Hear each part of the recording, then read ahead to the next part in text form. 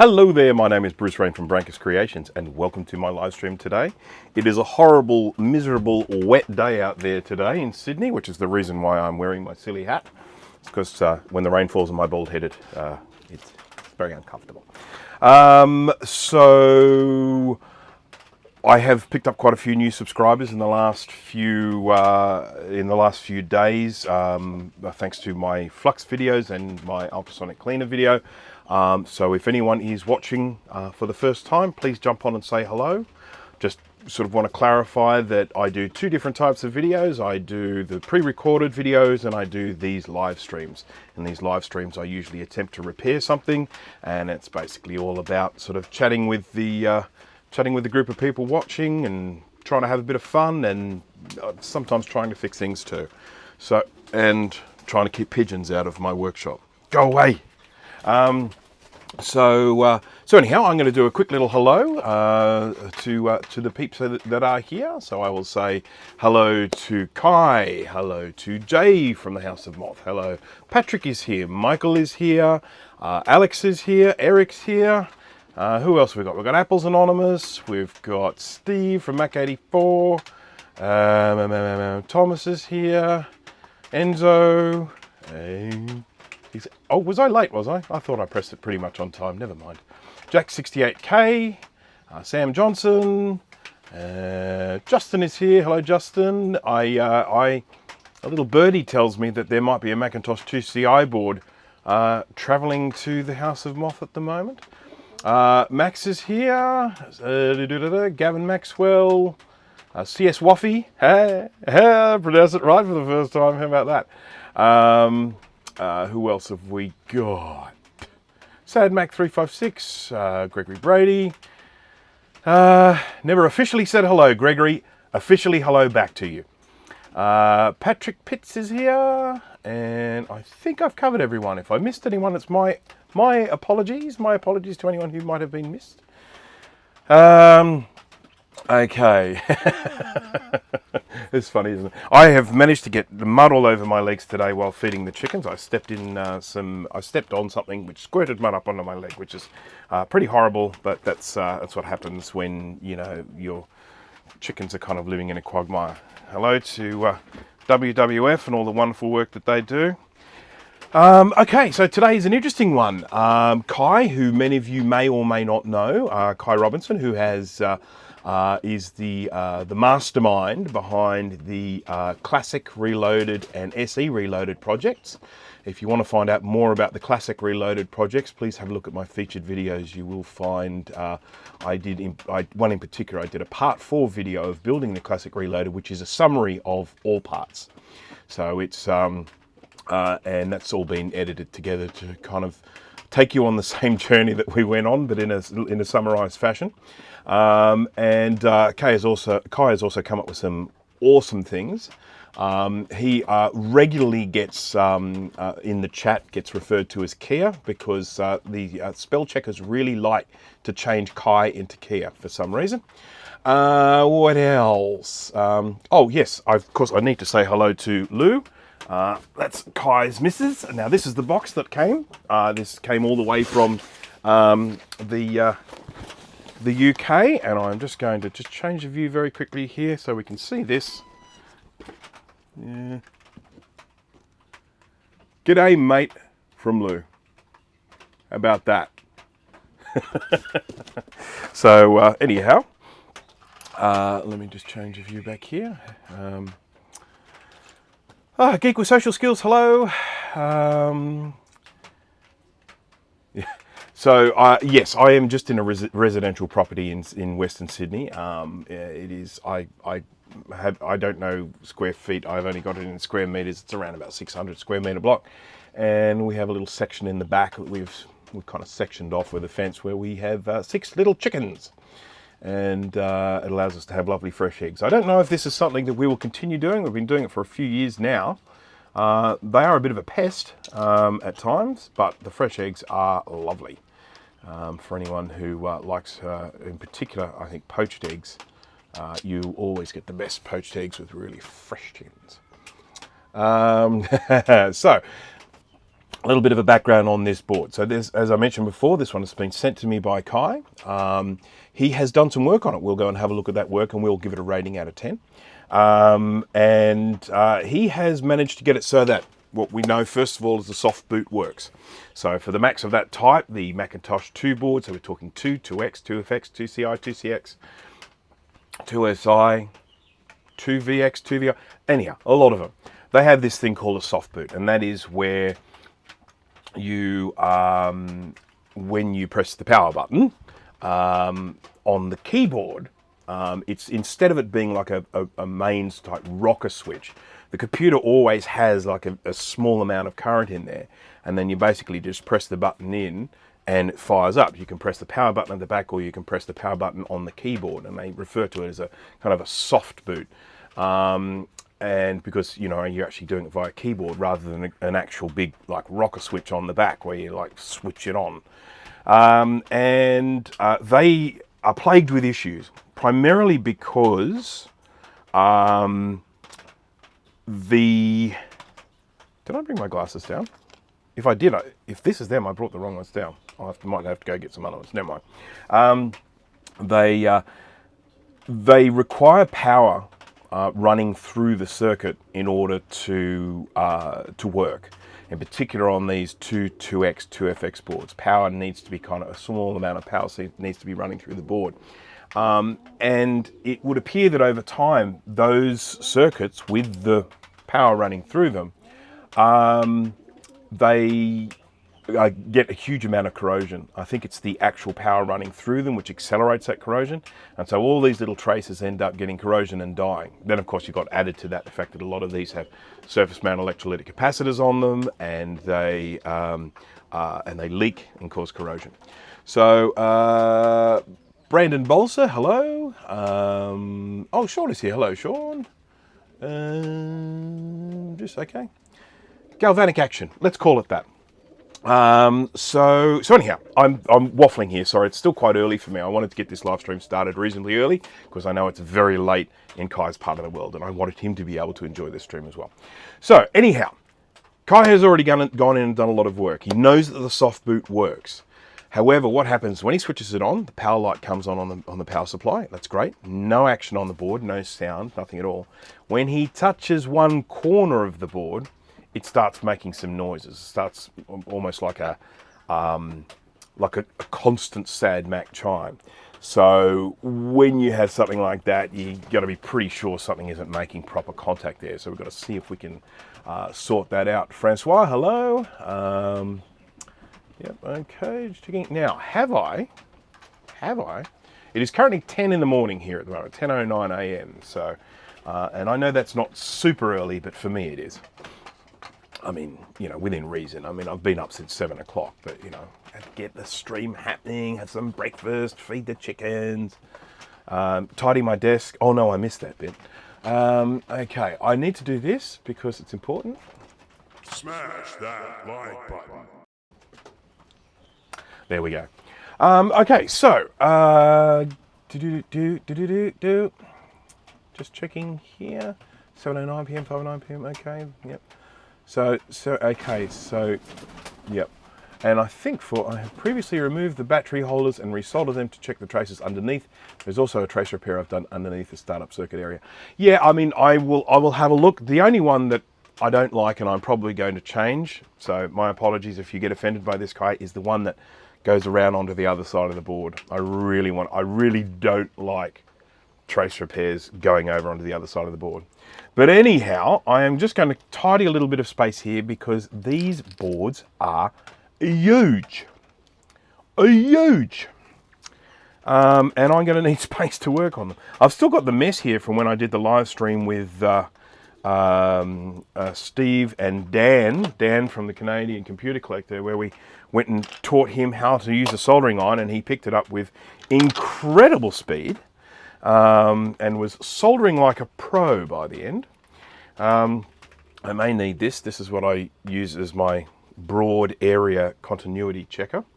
So I'm just going to put that to one side because we may need some of that with this 2FX board. We do have handwritten Beaumark, that's the name of the company who made them, schematic diagrams for the 2FX, which does help.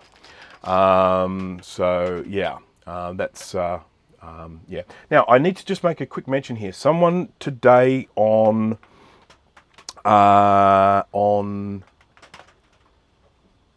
Facebook was talking about trying to remove a PDS connector. So in other words, something like this, one of these connectors sort of things, from a card. And of course, when you have a look here, you can see there's loads of, basically 3 rows of little pins here. And he's sort of asking what's the best way to remove them.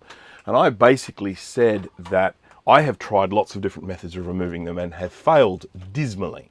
Ended up destroying the connector or destroying the board or whatever the case may be. Until recently I bought myself one of those hot plates, soldering hot plates. And I basically cranked it up to 350 degrees Celsius, which is as high as it goes, plonked the board on top, and I put a little bit of solder on the board, just floating on the board. You know, just cut a little bit of solder off my little spool here. And I sit there and I watch it and I wait until I see that blob of solder melt. And then I just lift the component off. And I did that with this, remove this connector off, which has literally hundreds of pins. I did it just the other day with the ROM sims of the LC2. So just to remind folks, if I have this here somewhere, not there, here it is. So my last live stream I was working on a Macintosh LC2. This is it here, it was making funny noises. It was going when I switched it on. And there was a suspicion that it might have been the ROMs. It made sense because ultimately when you switched it on, it kind of went through the process of starting up, but rather than a startup chime, we got this horrible noise. Now, you could theorize that maybe one of the ROMs is damaged and the contents of it was garbled, and that's why we're getting this awful noise. So what I did was I removed these ROM sims. Now, as you can see, there are 4 dip chips. And removing all the little solder, you know, using a solder sucker or WICK or whatever you're going to use, absolute nightmare. So what I did is I got this board, I plonked it onto the hot plate, heated it up to you know, till the solder melted. I was able to just lift each of these chips off one at a time, switch the hot plate off, let it cool. Don't touch it while it's hot, otherwise things will just fall off it. And then I soldered on 4 little sockets and then put new chips on there. Now, as it turned out, it was not the ROM. The ROM was fine. What it happened to be was this little guy here. One little RAM chip sitting at the top of the little pile of RAM chips. I replaced that RAM chip and away she went, worked perfectly. So I went through that process, removing them by heating this board up to a ridiculous heat, hot enough to actually melt the solder. Didn't kill the board. So just letting you know, it is a doable thing. The only problem I have with that heating thingy that I've got is that it does use a ridiculous amount of electricity while heating. Once it's heated, it's fine, but heating, it uses about 2,700 watts, and it's not meant to. It's because of stuff I've done to it. And it will quite literally, you know, if I put it on, it might be fine, but at the same time, it might also blow a fuse, and that could be the end of my stream. So, link for the heater. So, what I would suggest, it's a 946C, I think. Let me just have a look.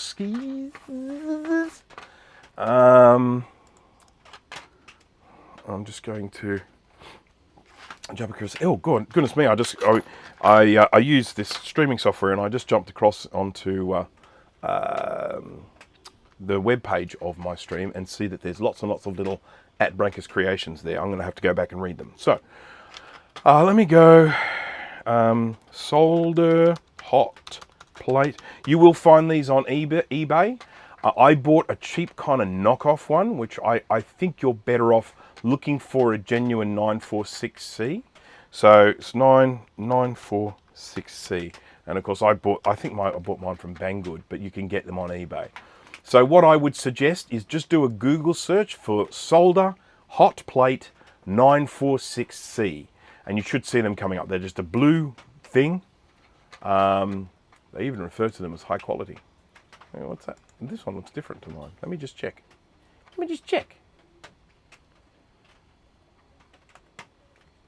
Oh, wait, hang on. No, that's not it. Okay, yeah. There are 2 different versions of this by the looks of it. Heating machine 3.94 by 3.94 inches. No, that is not it. You want one that does the whole hot plate, which is I think about 210 mils by 210 mils. Let me see if I can find a link.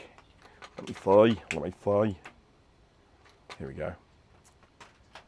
Electronic hot plate heating, preheating station.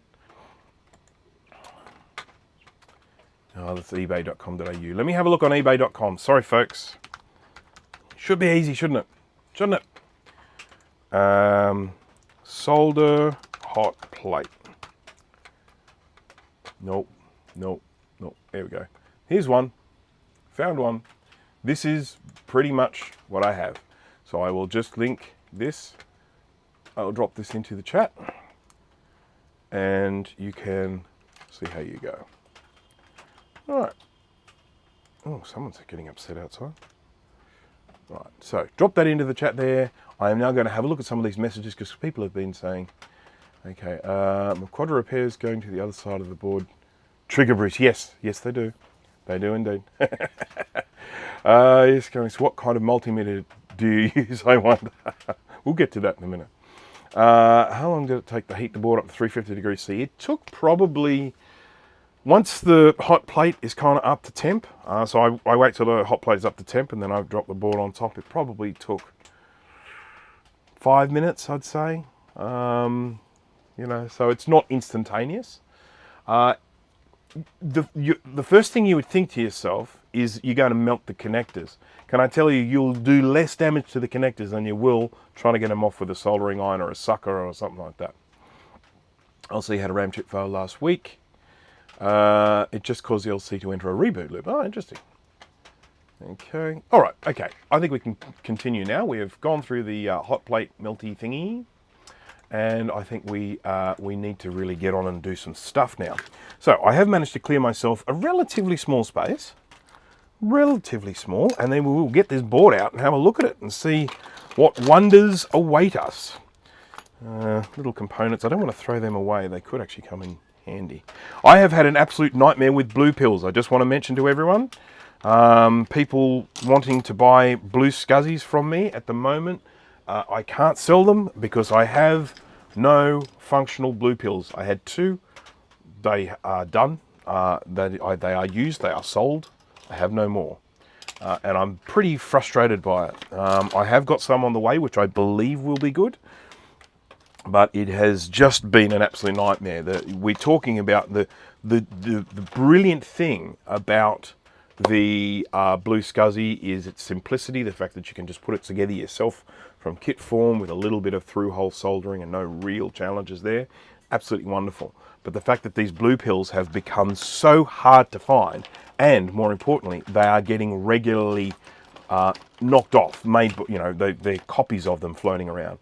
And not all of the copies work with the blue scuzzy. Like the batch of 15 that I just bought the other day that don't work. You can go in, you can upload the firmware, you can flash them, you can do all that sort of stuff, and then nothing. Well, I shouldn't say nothing. The computer appears to start booting and then just gives a sad Mac chime. Take the yucky blue pill off, put the good one on, and away she goes. Very frustrating. All right.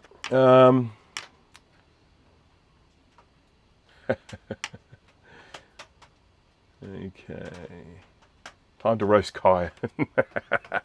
I am sure he's done a good job. I would be very surprised if he's, you know, sort of made a mess of this one. I would be very surprised. So I haven't entered this into my job ticketing system. That's very bad of me. Because, I mean, it's probably not as important with the 2FX. I mean, one of the reasons I do it, of course, is for tracking these things. Now, if it's something like a Macintosh Classic or a Color Classic where I get loads of them, I mean, just ridiculous amounts of Classics, Classic 2s and Color Classics. They are the main thing that gets sent to me for repair. 2FX, not so much. I've got one other 2FX board here and not likely to get these two mixed up. But I should still put it into my system. So I'm going to do that right now. I'll do it as quickly as I can. But I need to be efficient. Do I have Kai in my system as a customer? We will see. I figured that during this live stream, we would probably also try and get some fun conversation going in the chat. I was thinking of a few things that we could talk about, a few suggestions of ideas. I will talk about that in a little while. No, Kai is not in here. Kai will soon be in here. Oops. I've given him an extra letter in his name. Okay, that's done. And then we will create a new job. The customer. This will not take long, folks. I do apologise. Macintosh 2FX. If anyone wants to know what year the 2FX came out, it is March 1990. That's when it came out. Fits. Logic board serial number is BZ. Yes, Z. That's how we say it here. 0020. Upside down 9. That's a 6. Upside down 6. That's a 9. 2. And status received. When did I receive it? I received it, I think, 2 days ago. I'll put that in. That's close enough. There we go. All right. It's in the system. It is in the system. It can never be lost now. It'll be good to actually have this, because if I get this one all sorted out, I've got another 2FX here that has some problems, and it's always handy to have one board that works and one board that, if you've got a board that doesn't work, you can do little comparison measurements and that sort of stuff, so very handy.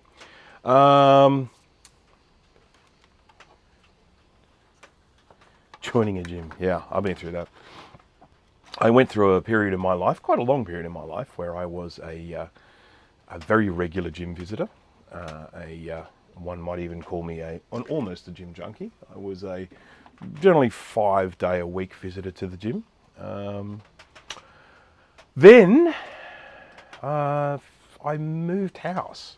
And so when you have disruptions, I bought a house, moved house, to the house I'm in now, and that was just a big enough life disruption to kind of throw the whole gym thing out the window.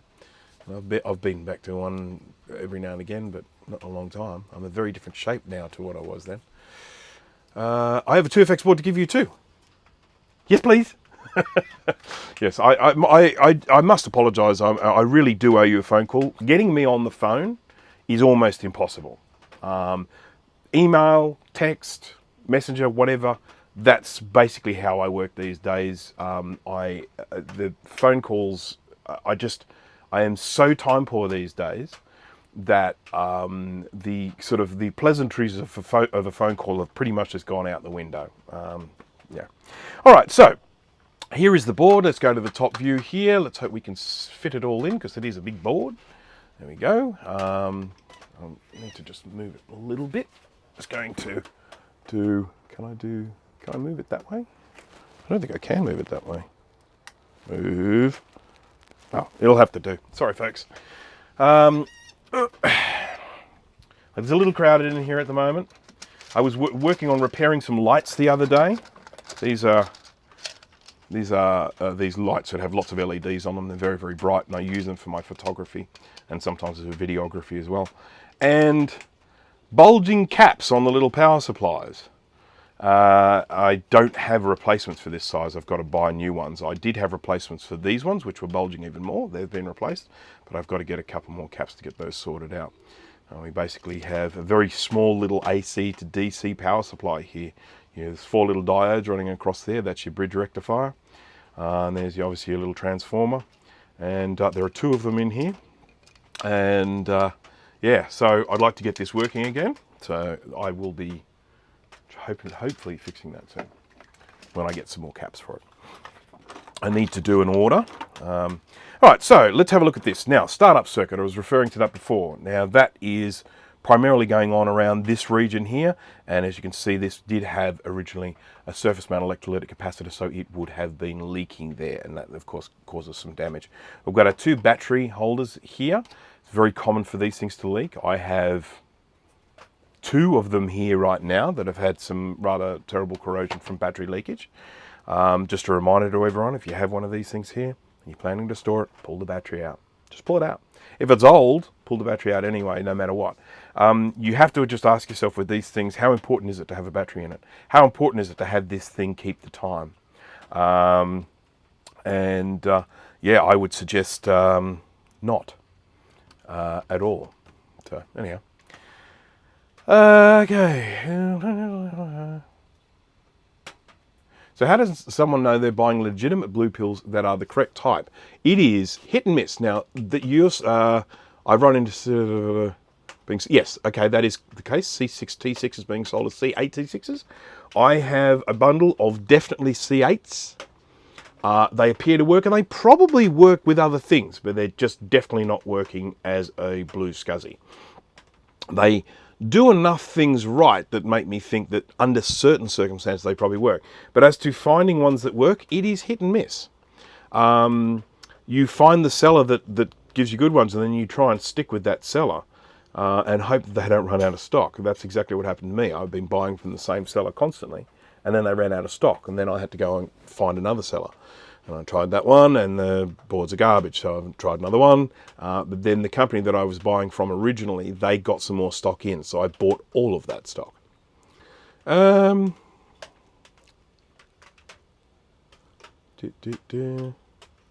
okay. All right, sorry folks.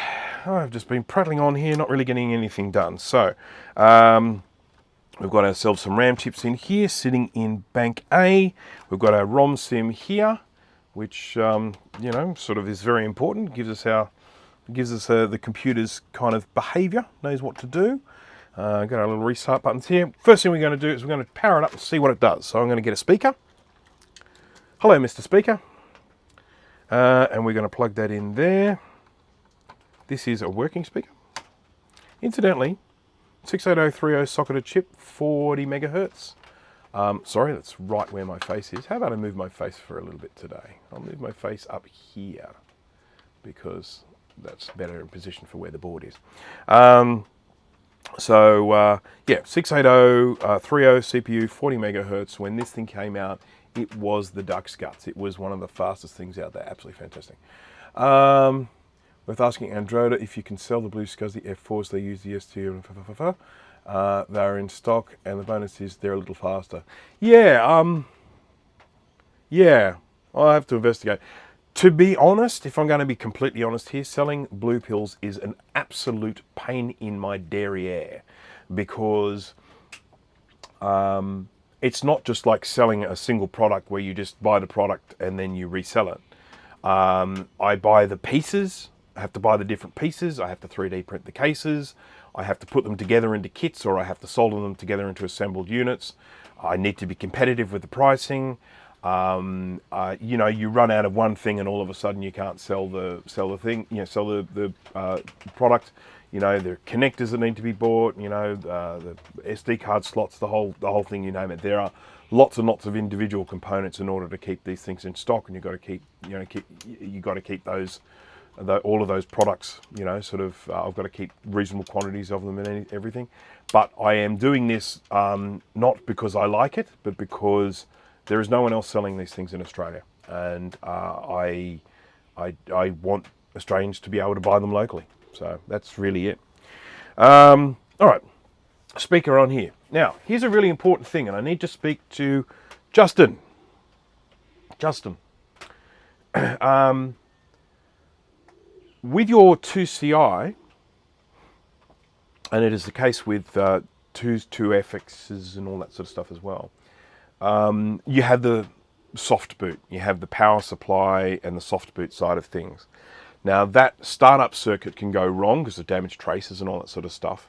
So one of the things that I do, and this may not even be an option for you, but I'm just saying one of the things that I do is I keep these little guys, ATX power supplies, with the connectors on them that allow me to power these things up without going through the startup circuit. And what that allows me to do is isolate where the problem is. So if someone sends me a board for repair, a 2 or a 2FX or a 2CI or something, so I've got my 2CI version here, I think. Yep, so here's my 2CI one, and that one, as you can see, has got the 2CI connector on there, and it looks like one of the wires has fallen out, which I will need to fix. No, I don't think it has fallen out. Oh, maybe. Anyway, Either way, I'll fix it if it does. It's only a ground wire. So I keep these power supplies so I can power these up, avoiding the startup circuit. Now, what that means that if I have a computer that comes to me and I try and power it on using the normal power supply and I go to switch it on, nothing happens. Then I power it on with this and it works. I know the problem's in the startup circuit. I can go straight for that area, start diagnosing that area, away we go. So anyhow, if you're going to be doing a lot of work on these things, I highly recommend going down that path. 604, but after that, 606 50 megahertz when it's 75, but no Mac ever came with it. Yeah, it's one of the questions I get asked all the time, Kai. People regularly ask me, can you put a 68060 into a Mac and soup it up and that sort of thing? And ultimately, everywhere I've looked for answers on that question, basically the answer is no, not without an awful lot of work. By the way, did I tell you guys that I was working on one of these once and a capacitor blew up in my face? Pretty sure most of you guys know that. Right, so here we got the power supply connected up. And then I'm going to give this some juice and we will see what we will see. We'll see what we get. Wouldn't it be funny if it just worked? How funny would that be? Okay, pressing the power, putting the power in.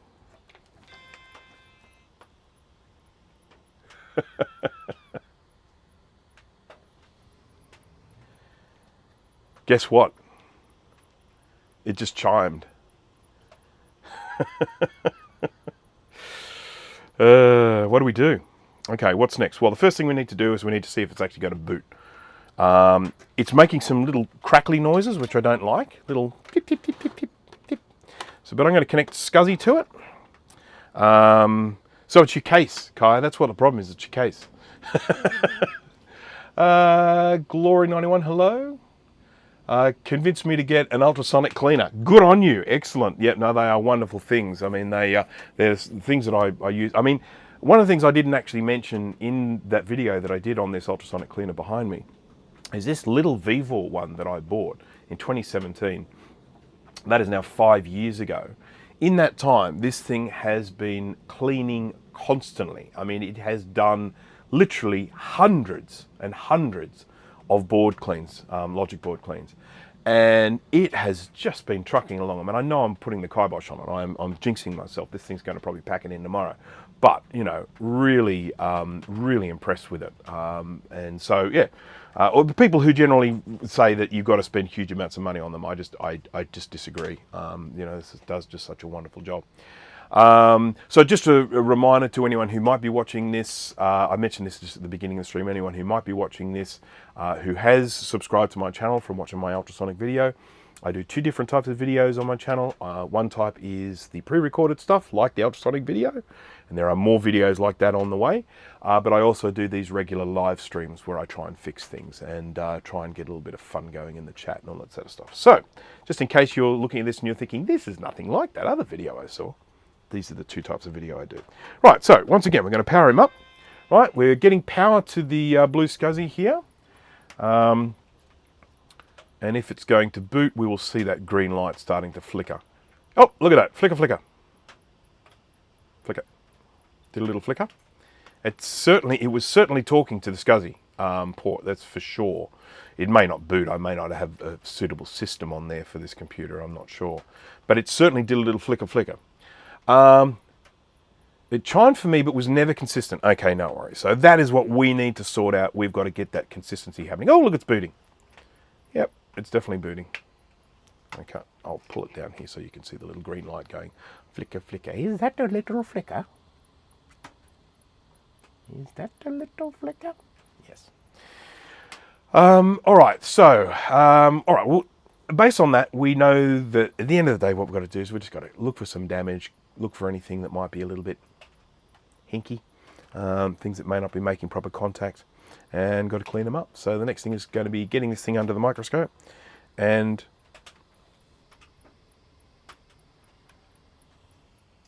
is that you making that noise, computer? Anyhow. All right. Well, that was the fun part. It's nice when they chime from the beginning. This has been recapped. No, it wasn't the computer making that noise. It was something else. Don't know what it is. Right, let's just get that speaker out of the way. The 3 traces IIRC on the rear side of the board that I patched. Cool. I will have a look. Let's have a look. Now it is time to rate Kai's work. We shall give him ratings out of 10 for all of his little repairs. I'm afraid the one that goes from one side of the board to the other, I can only give you 5 for that. Because as Steve will tell you, I'm not a big fan of traces that go from one side of the board to the other. Congratulations to Steve, of course, for his rather tumultuous time with his 840 AV. For those who don't know, Steve from the Mac 84 channel has a Quadra 840 AV, which was one of his very first, I think, recapping attempts in the early days. And he made a bit of a mess of the board during that time. He has since then obviously picked up a lot more skills, and he then went back to see if he could get it going. And he has been ultimately, it's been an ongoing thing for about the past 5 years. So, and he finally got it to chime the other day, and then he stopped it from chiming, and then he got it chime again. So it still needs some work. It's still not right, but it's definitely big progress. I even offered to have a look at it myself once I knew that it would actually chime. Okie dokie, scope view. Let's have a look under the microscope. Let's get some focus. Oh, look at the trace rot. Yay. So anyone who might be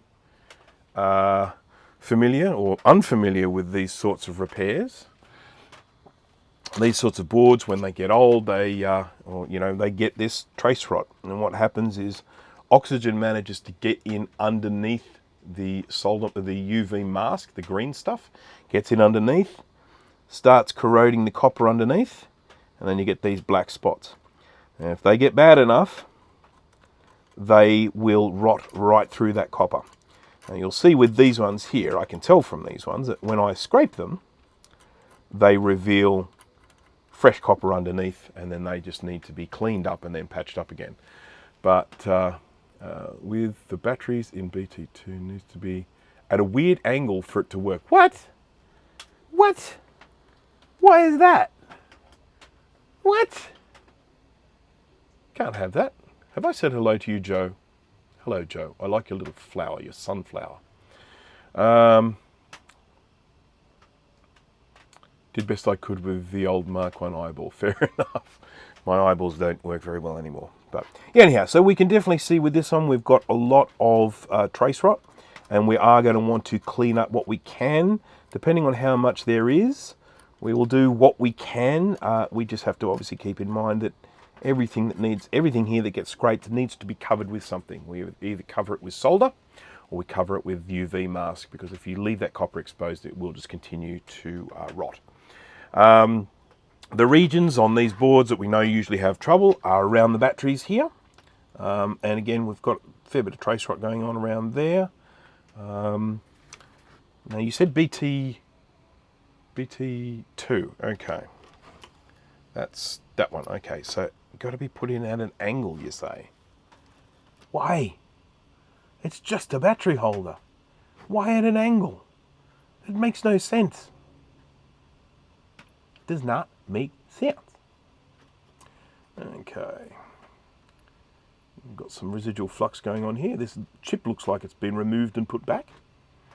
We've got some cleaned up traces along here.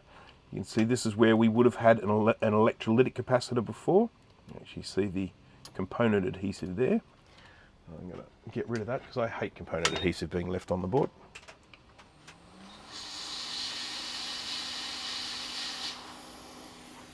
Just need a little bit of heat, softens up. And then we've got that being replaced here with the tantalum capacitor, and we've got some nice gooey flux left behind, so that's all good. This is one of the this will certainly be making good use of the ultrasonic cleaner behind me, because this is one of these gigantic boards that doesn't fit into little cleaners. Now we've got some exciting stuff going on here. You've gone right into the fiberglass stuff here. Wow, God, really, you went postal with that trace there, Kai.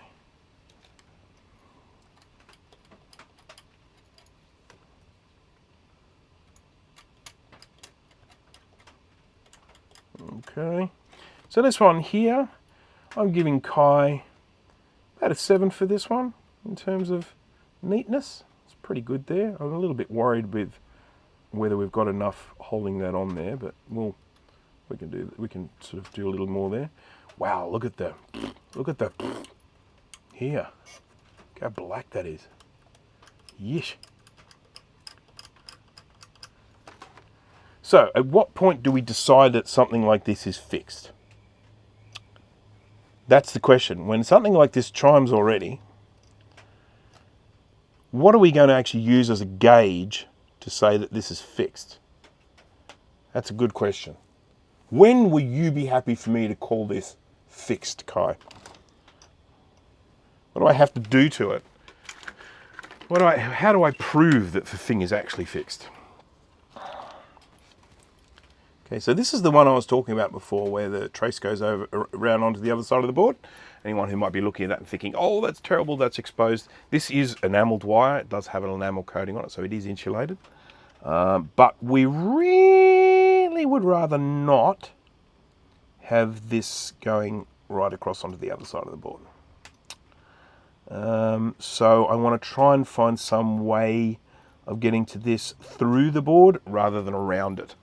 So let's have a look on this side. In particular, we're going to look under here. So it's quite neat. I will give you that. Woo. Woo. Woo. So what is that? Is that? Oh, that's the pin. That's a pin from the crystal. What? What? What? Hello, Retro Techie. Oh, Joe's Computer Museum is here as well. Hello, Joe. I haven't even switched on my soldering iron yet. That tells you how slow this one's been.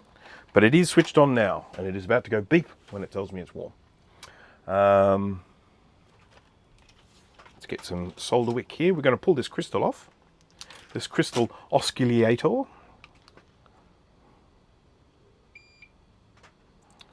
And we are going to do this repair in a slightly different fashion to the way it has been done. Getting crystals off is actually remarkably difficult because of the way they absorb heat. So trying to get all the solder out of the holes is usually a bit of a nightmare. I hate removing them. Have I said hello to Geek with Social Skills? If not, hello.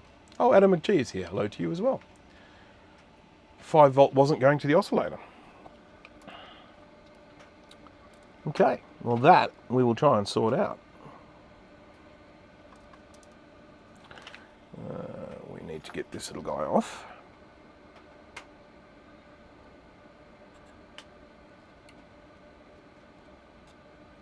Can you even see that? Yes, it's there. Cool. Oop. Off. Off, I tells ya.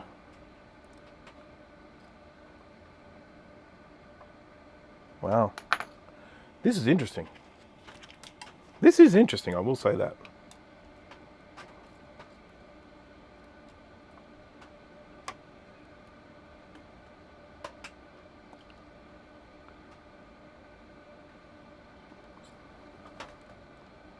Did you try and take this oscillator off, Kai? I must ask, because it's certainly had some treatment. What?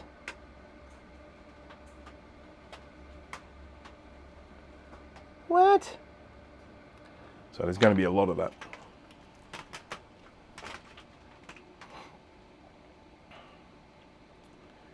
Lisa power supply, cool.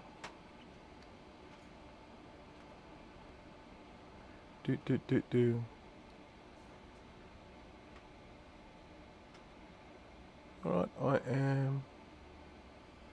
Right, I am just going to continue doing this. Just keeping an eye on the chat. Everyone seems content chatting to themselves, which is good. Saves me some trouble. Get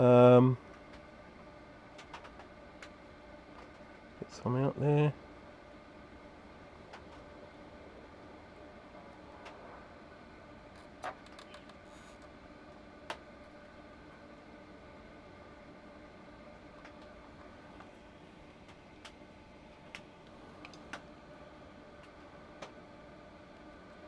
I got a Apple IIc green screen the other day. Very happy to say. I've wanted one of these for a while. The little tiny, was it 9-inch one? CRT. I have not had a chance to switch it on and play with it yet. It's sitting on the dining room table. I shall pull out the Apple IIc hopefully later today. I've got quite a few things to do, but this is really amazing stuff going on here, Kai. I'm very confused.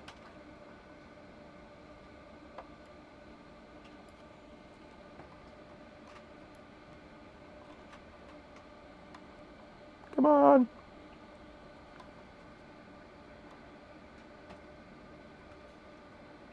Come on.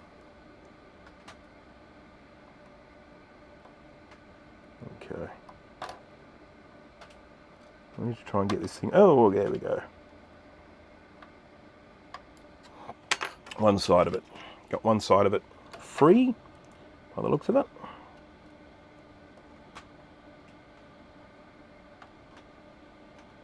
Look how much solder is in there. It sucks.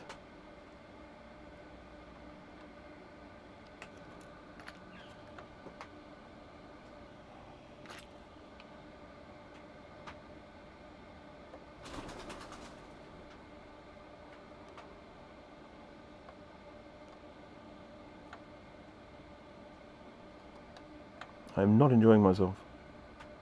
Oh. Okay.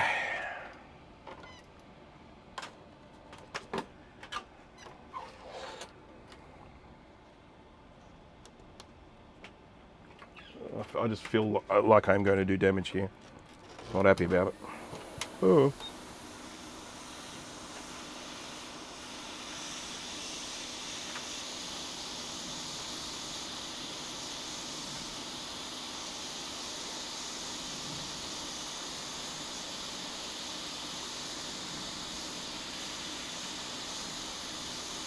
Just one side it's kind of stuck on with at the moment. One pin now. Hey, we got it. Off comes the crystal. Let's put the crystal to one side. Let's not get it mixed up with the other crystal that's floating around on the desk there somewhere. Right. Let's look under it and see if we can see what we can see. So, what has basically happened, what has been attempted here. So, if I am reading the situation correctly, oh, you know what, I need to test some continuity. You know what I do when I need to test continuity? Use a multimeter. Which multimeter would I use for that? I would use this one. Qwertee's KM601. Fully featured multimeter, minimal cost. Budget multimeter that has all these features. How many features? Look at them all. Goodness gracious me. Qwertee's KM601 multimeter. Great big beautiful screen as well. If you have a look in the description, you will find a link where you can buy one of these. So yeah. Beep. It took me a while to get to that, didn't it? Beep. Beep. I will also be adding a new sponsor to my live streams soon. Well, it's not new. Welcoming back an old sponsor, I guess you would say. Beep. Okay, oh, okay, so essentially this whole VR is gone. That VR is completely and totally, and so that's why we've basically been running this round onto the other side of the board to then get the power from this across to this. So we only need to go from here to here, but we had to go around there because of the issues with the thing and the stuff. So we're going to try and avoid that as much as possible. I'm going to clean things up under here. We're going to get rid of that wire. We will say no more about it. I do not want to shame anyone. Don't want anyone to feel bad. Especially when I'm the one that has just lost my scalpel. Oh, no, here it is. It's amazing how you lose things when you don't actually move from the seat. You think, it's got to be here somewhere. It just has to be. Okay.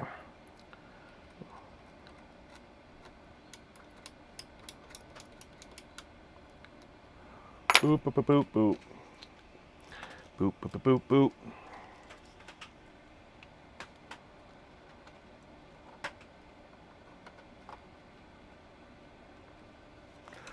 Boop, boop, boop, boop, boop. Let's get some flux under this today. What flux will we use today?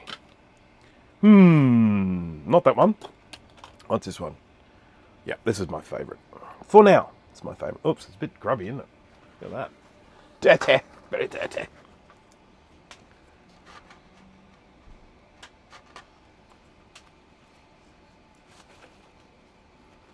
Sample 88.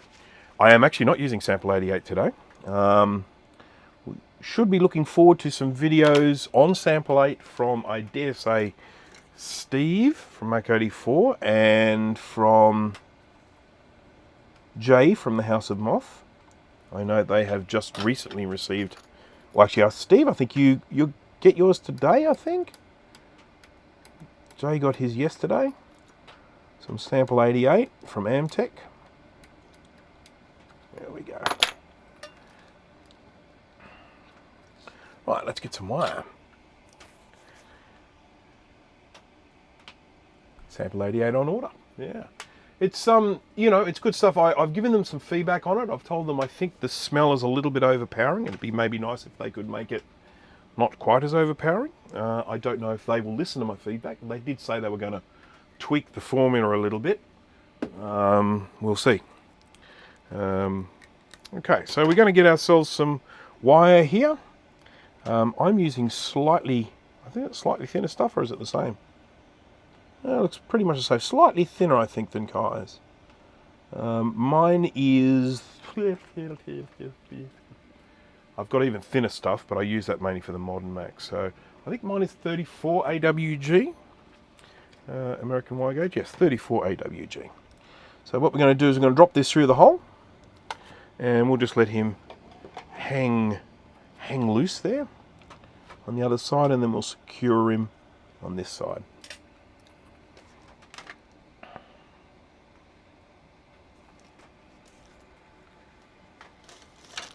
Oh dear. Oh no, that's okay.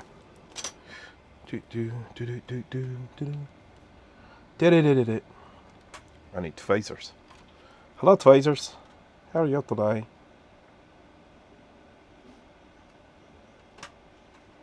So we're using a little bit of heat here to melt the enamel on this wire, which will allow us to then solder it where we want. And then I'm going to continue doing that along here, make sure it's attached to the trace.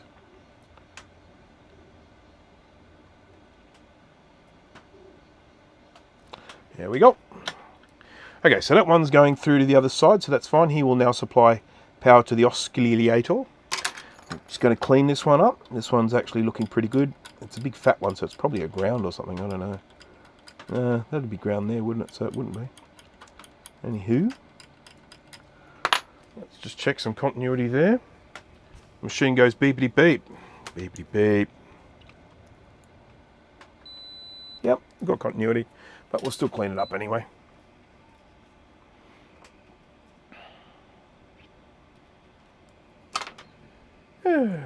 Where are we?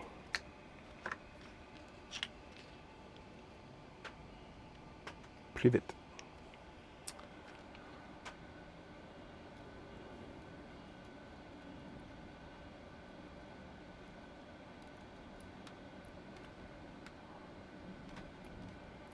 Right, we've got completely and totally lost the hole there. Don't know if that one goes anywhere, but we will investigate.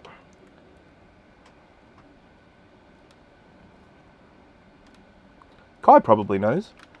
Kai, does that pin go anywhere, or is it just for dress? This one, I think, pretty sure does. But that one there, we've just lost the guts of it entirely.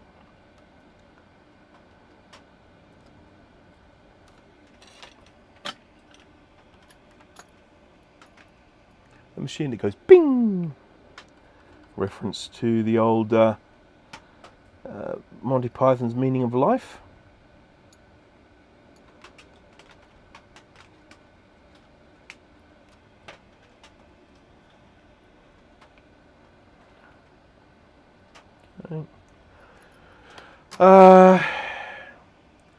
Plus 5 volt ground and out.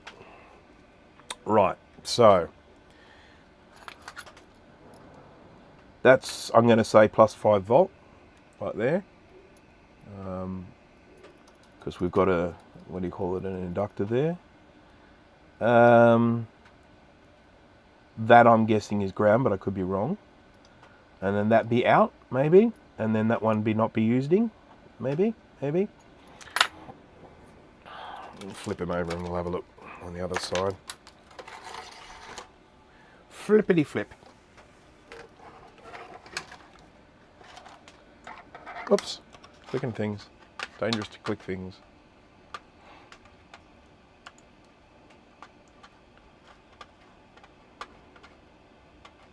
Do.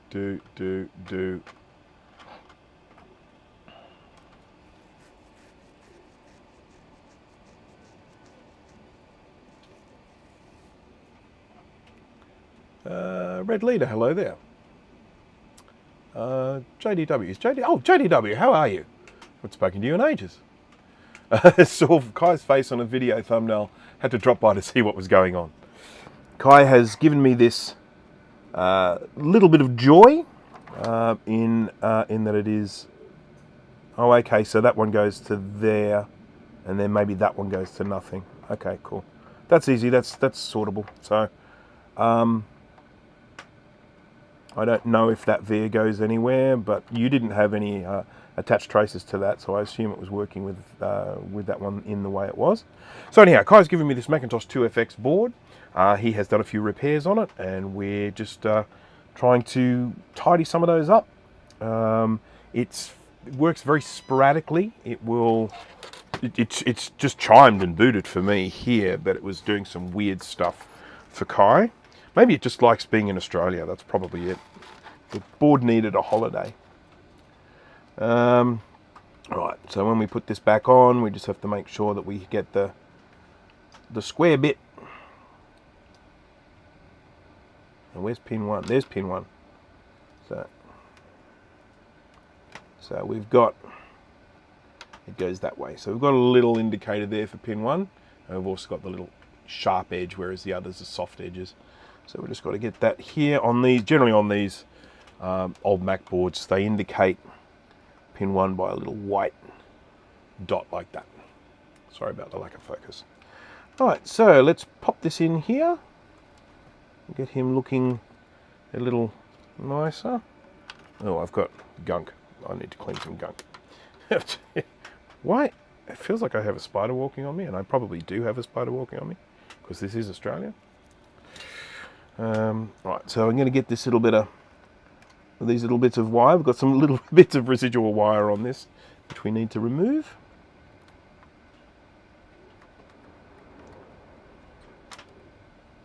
There's one. And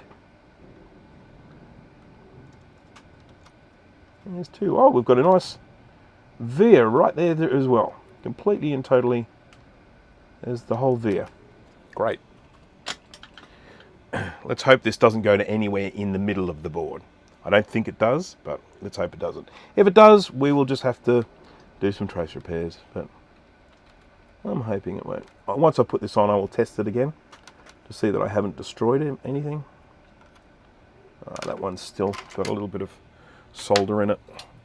I'm going to add some solder and then draw it out. Always seems counterintuitive adding solder to things that you want to remove solder from, but it does work. Solder likes to hang out with other solder. There we go. There's a little bit of bent metal there, but I think we're okay. I think we should be able to just push that through now. And there we go.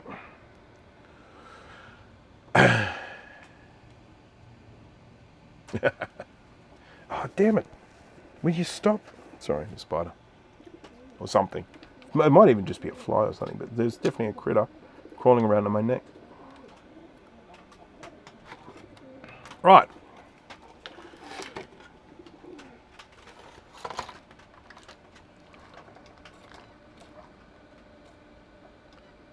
Right. Well, at least we've got 2 pins we can solder this to.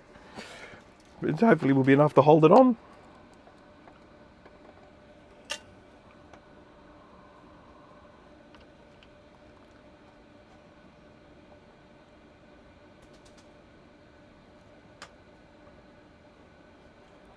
Okay. Right, then we've got this, and I think I will probably do the same as Kai and just give this a little bit of a wrap around, just for a little bit of added strength.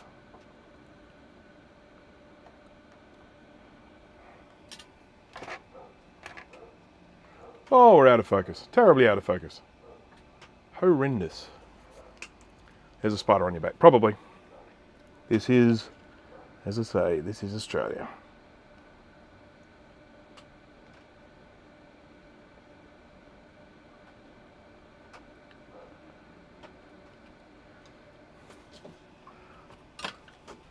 Oi, go away. Just chatting to a pigeon. It's not listening to me. It's still there. They get very, very cheeky, pigeons. Okay. Will you stop, please? A pigeon that won't listen to reason. What's going on?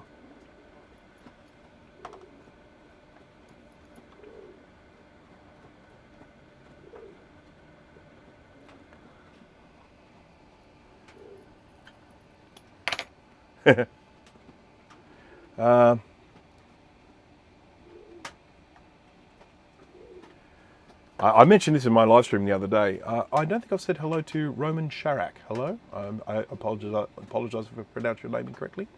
Did you hear pigeons in the background? Yes, you did. So basically the problem is this. This workshop that I work in is actually a shed that I have outside. And one of the things I keep in here, over there, is all my chicken feed. Now, normally this door is left shut, but I open it when I'm doing my live streams, and pigeons come in and they go, oh, look at all this bird food. And then they peck through the bag, which I can hear them doing right now. It's a real pest. I would really like them to not be around, but it is just one of the problems that when you have chickens, you will then end up having pigeons as well. Oh my goodness, look how long my nail is. How embarrassing.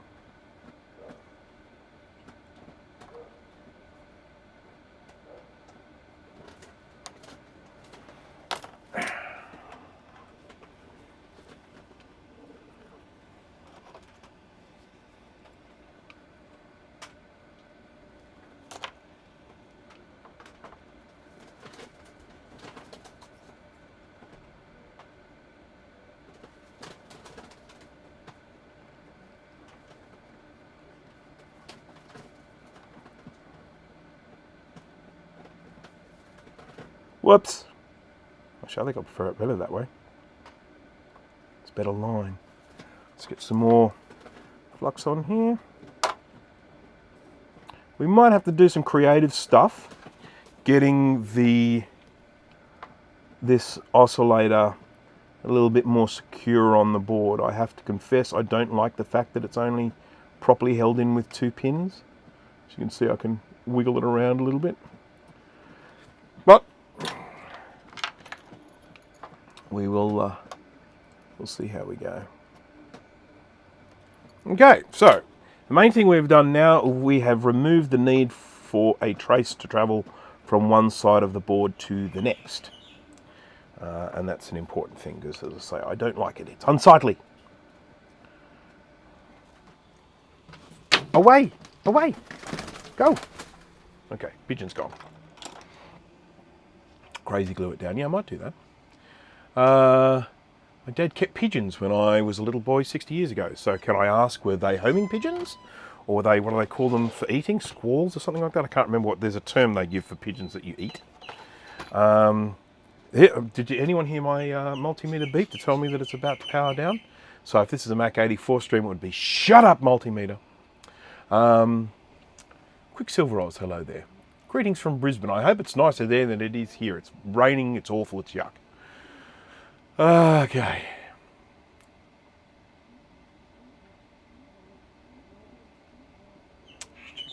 Alright. Okay, so anyhow, crystal down now. We've got that in the right place. I need to just tidy up this little trace here. Whoopsie. And we're going to just check and make sure that it still chimes and that I didn't actually go in and destroy anything. I'm going to put the RAM back in, don't I? Can I? I suppose I could just stick the ROM in and see if it just gives me a sad Mac chime. That'd be good enough for me. C is for cookie. That's good enough for me.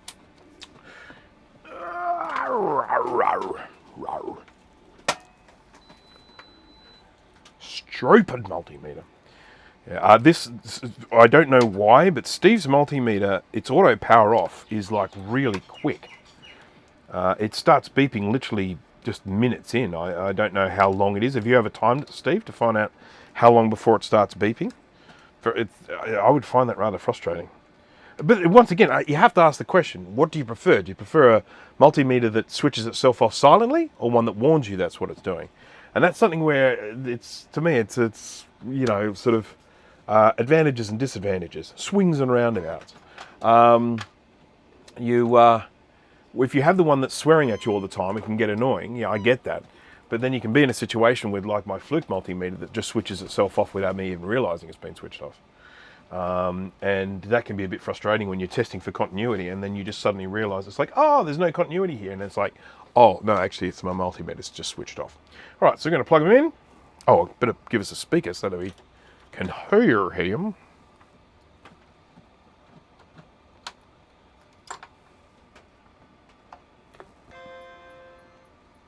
It's interesting.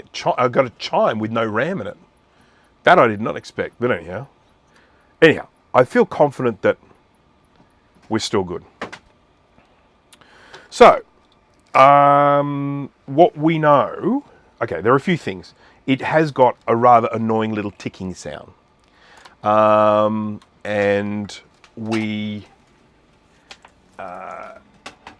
it shouldn't have. So I need to try and find out what the situation is there. That could actually just be as simple as an ultrasonic clean.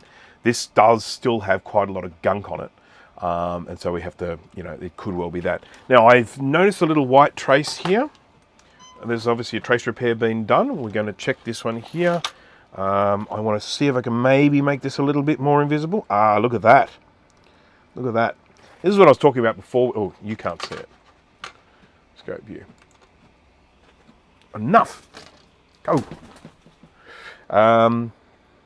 Okay, so this is what I was referring to before with the whole situation with the startup circuit. This is one of these areas. It's very susceptible to nastiness and ugliness and corrosion, and you can see that this trace is pretty much just eaten through.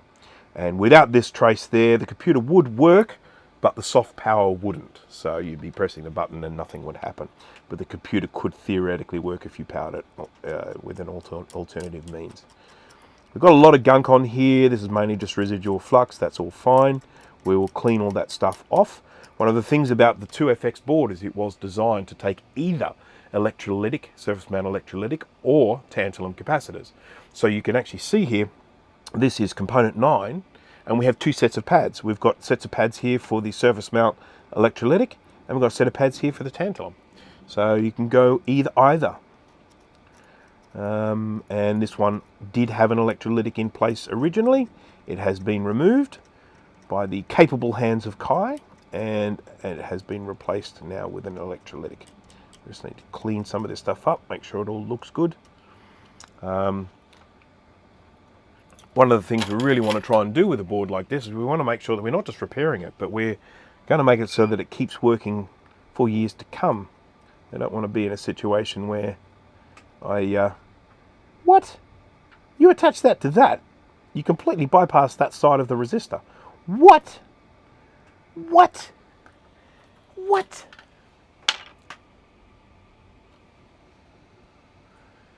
Okie dokie.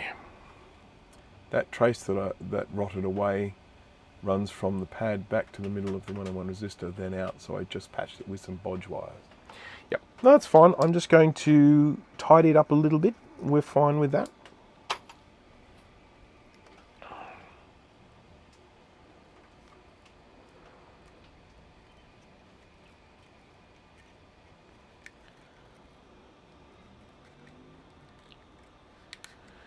Incidentally, on the board that I was working with some years ago now, it was this little capacitor here that blew up. This guy here, little tantalum capacitor, just went pew. I had recapped the board, I had fixed some damage, repaired it, got it all working. Just was doing a little bit of tidying up work. And the last minute, I'm just sort of like, okay, I just need to check to see that this still works. Need to just be sure.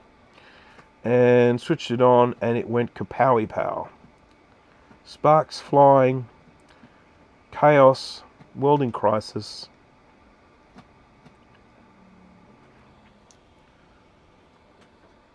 I survived. Live to tell another day. Live. No, that's not the same.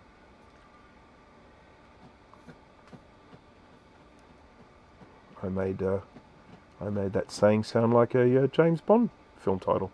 Let's come up. So this is this trace work that I'm doing here at the moment, where I'm laying down these traces on top. It's very kind of specific work that I do, and this is kind of where, for me, this is where the flux is most important. Oh God, this is so annoying. Just get down. Get down. This is where the flux is most important, and this is probably the task I do to test to see whether I like a flux or not.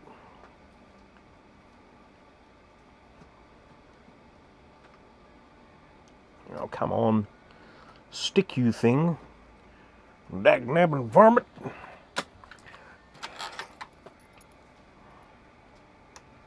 There we go. Get rid of that extra bit. By the way, LC3 has the -5 cap silkscreen reversed. It seems you may want to update your recap guide. Well, that's a matter of opinion there, Francois. It's interesting how you know, a lot of people basically say that that cap is reversed. I'm not sure that I necessarily agree that it is reversed, but what I will say about it is that that computer works perfectly fine with that cap in the way that the screen printing shows. So that's because that's how it was actually mounted on the board. I think it was how, yeah, it's how it's mounted on the board. It is mounted with the the cap is on the board in the same way that the screen printing is, and works perfectly fine with it. So if it is wrong, it certainly doesn't affect the operation of the computer. Whoops. Whoopsie, whoopsie, whoopsie.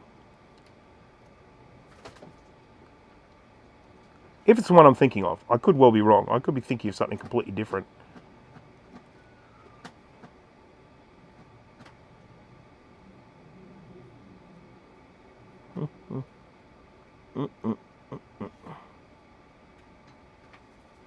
That'll do us.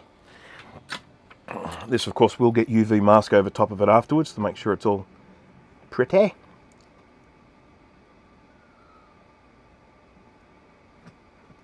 There we go. It's not, oh gosh, it's not even on camera. Good old, well done, sir. Well done, sir.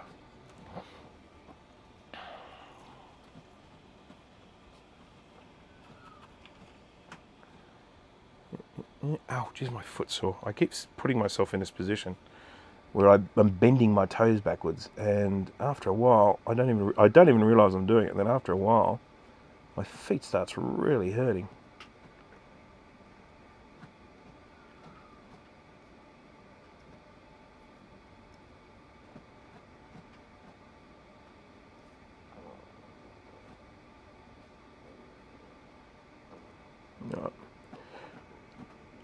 Okay. Okay, alright. Alright, okay. It's not the best, but there's just nothing, there's not enough copper under there to hold it on. You can hold it on here. Try to. Now I'm unsticking it. I'm doing a really good job of unrepairing this repair. There we go. I think we're on now. I think we're on now. Let's just get the beepity beep beep machine. I'm missing a lot of the chat at the moment. I do apologise. If anyone does have anything important to tell me, please just you know, put the @Brankus Creations in front of it. I usually notice them a little bit better. even though they don't change color in this silly software, which is rather annoying. But I usually keep the chat running in the background as well, and I can usually see the highlight come up in the background. Sorry, my microphone's coming off. Okay, you can just stay in my pocket then. Silly microphone. Alright, beepity beep machine. We need the multimeter going bing. There we go. We go from here to, where does it go? It does go to there. Yep. No, you were right, Kai, sorry. I should not have questioned your placement of that trace. Yep, it's there. Right, so just a little bit neater than it was before, that's all, nothing major. So now we need to have a little look around the board for some other problems. Now, one of the interesting things was that when Kai was testing this, he was having an issue with bending one corner of the board. And the corner he was bending is the one where, oh, there's nothing important down there, just the CPU. And so what I want to do is I want to go in and have a look around that area and just see if there's anything that looks a little bit yucky. Other than this sort of crusty fluxy stuff going on here, but that's fine. There's been some meltage. We've had some meltage. 'Twasn't me. 'Twasn't me.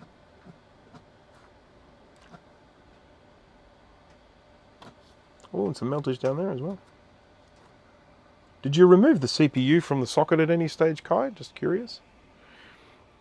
I imagine you probably did. I would imagine with that bendy sort of situation, it was probably one of the first things you did, but I just ask anyway. I want to just have a look. There is a problem that I encountered with a 2FX? Or was it a 2? I don't know. A board once, and I just want to see if we're having the same situation here.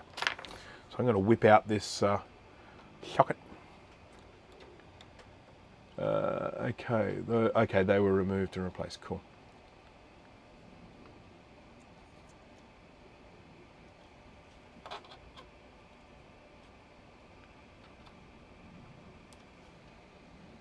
Oh, Kevin, you're the person who was in Facebook talking about the removal of the connector. Am I correct? Is this the person that I replied to in the Facebooks? I'll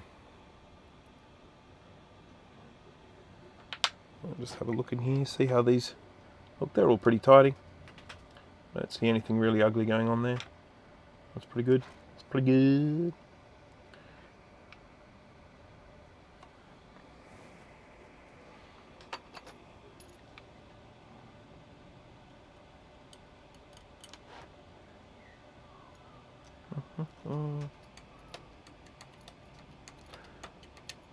Pins were reflowed. Okay, cool. So what I had once is I had one of these with corrosion on one of these pins. You can actually see there is a little bit there. It's not too bad. And I ended up having to do a wire to one of the tops of these. It was quite unbelievable that I ended up having to do that, but it worked. Oh, I bent a pin. How did I manage that? Barely touched the thing.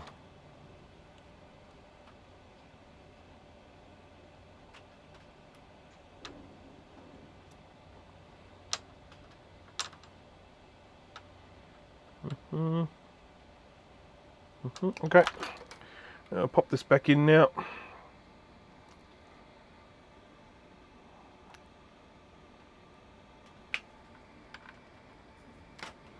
Oftentimes when I chuck these in the ultrasonic cleaner, I'll actually remove the socketed chips like this, and just gives an opportunity to clean all the little bits inside, and then I'll put the chip back in.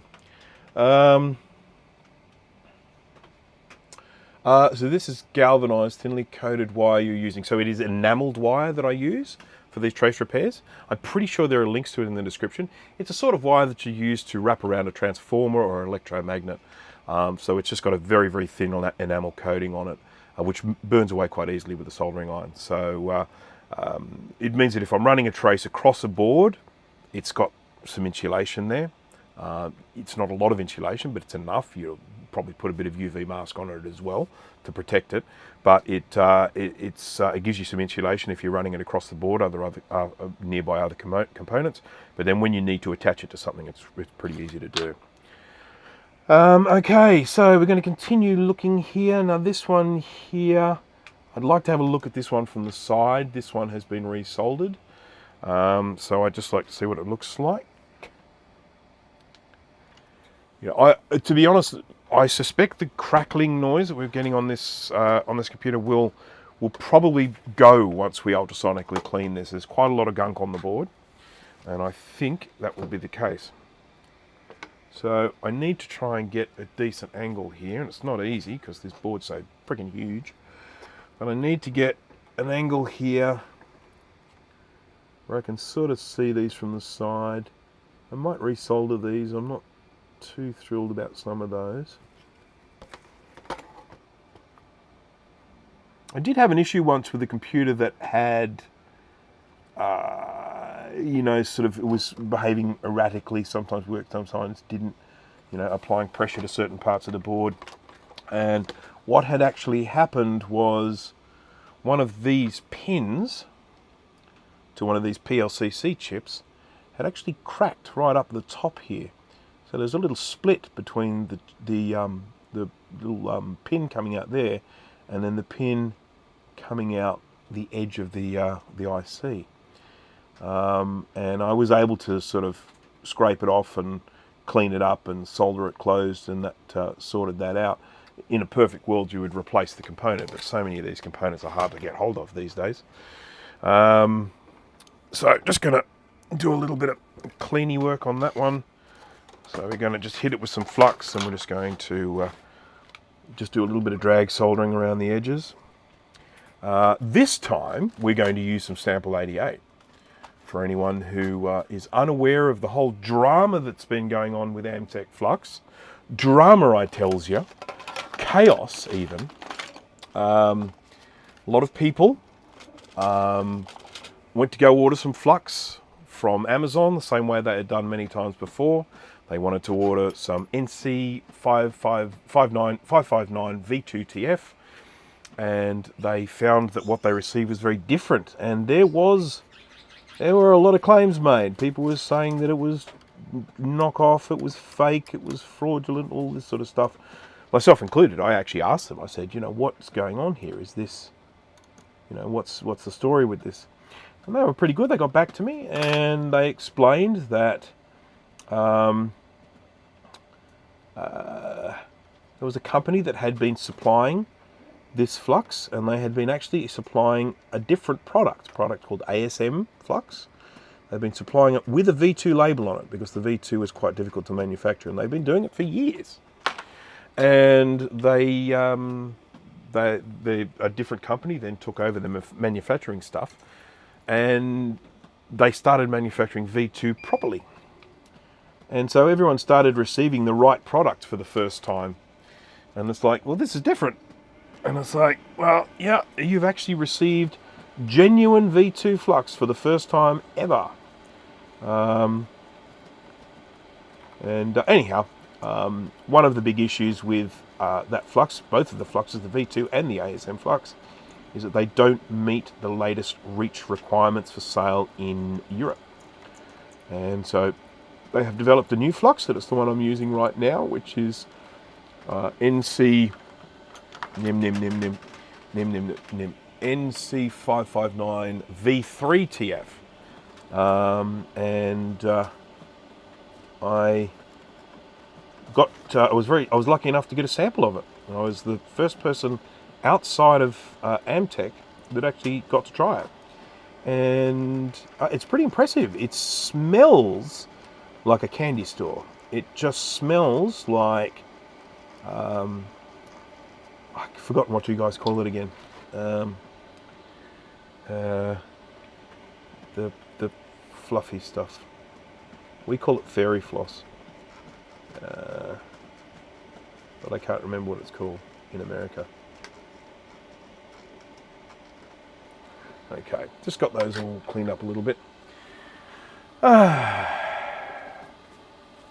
that Stian, is it Stiano? Stian? Greetings to you.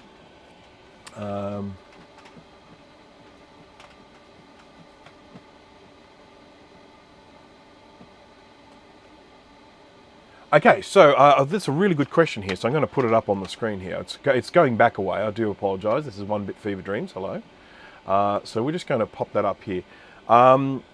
Do you find high success rate at identifying physical damage by stumbling upon it compared to checking the behaviour pins on the oscilloscope? So the short answer to that is yes.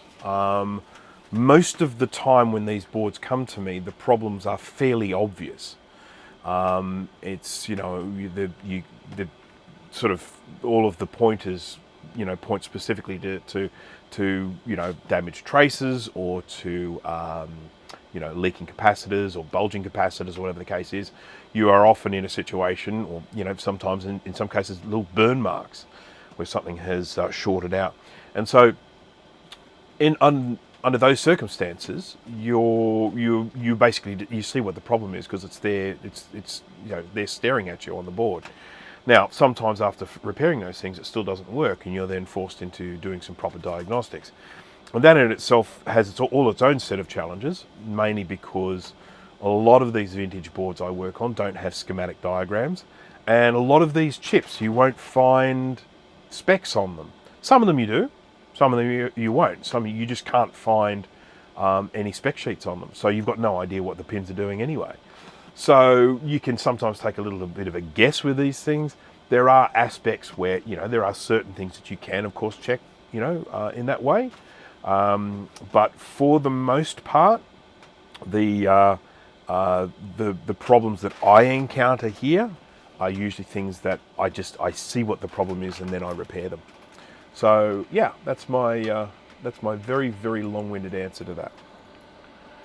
Okay, just going to clean up some of these little black bit marks here. Don't like them. Don't like it.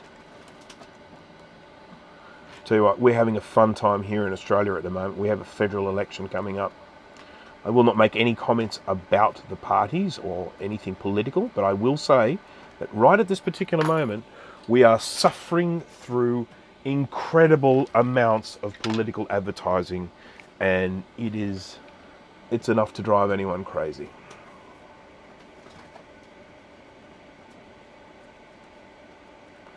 I'm not actually meaning to wick the solder away from the pins, but I just need to clean up around here, and I'll have to put solder back on. There we go. Cotton candy, that's the word.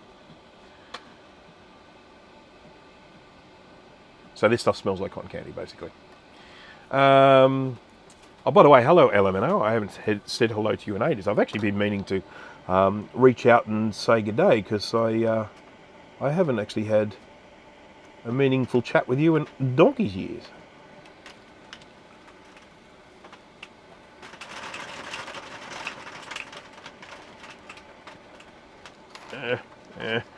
Bad angle, bad angle. Let's go this way.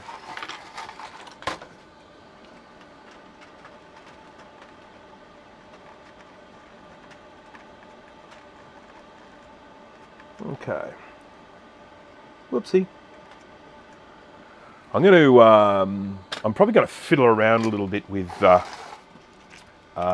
bending this board, because that was what was happening with Kai. And giving things a little bit of a twist here and there just to see if I can get it to misbehave. But I just want to check around this region. We'll have a look at some of these chips. So I'd like to have a look at this one from the side as well.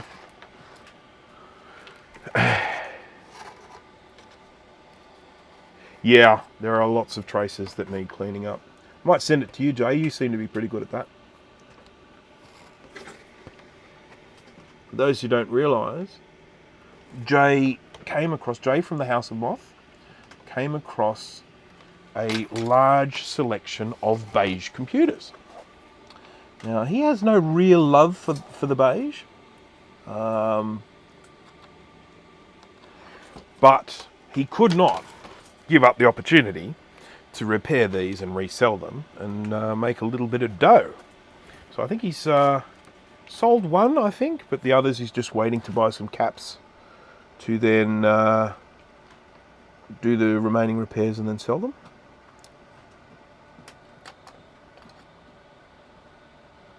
Just going to clean up around here a bit.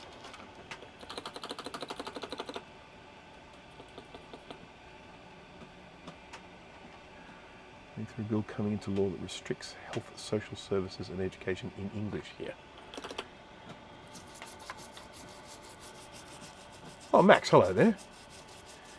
Yeah, so the Apple lease that went up a week ago in Australia with no faceplate, but then got taken down by the seller. Yes, no, I didn't get to see that one. I have to admit, I haven't been on eBay much lately because I haven't really had a lot of dough. Wow, look at these traces. I haven't had a lot of dough, so it's pretty dangerous when I get onto eBay.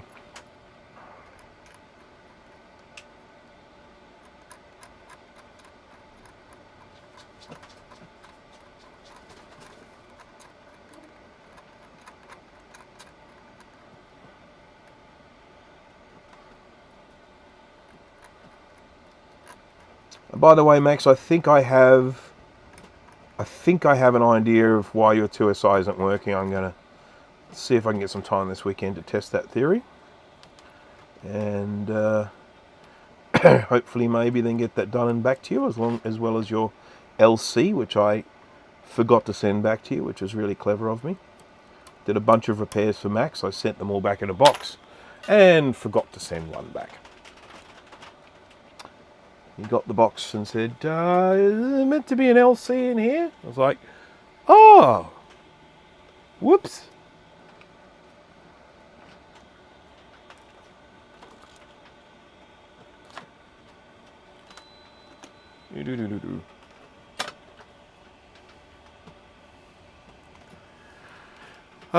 There was a Lisa that came up a while ago, so I'm going to put some gloves on. My hands are starting to get sticky and it's annoying. There was a Lisa that came up a while ago, and I was really annoyed with the way it happened. Someone let me know, oh look, you know, here's this Lisa for sale at the moment, and it wasn't on eBay, it was some other means, I can't remember. It went up on Gumtree or something like that.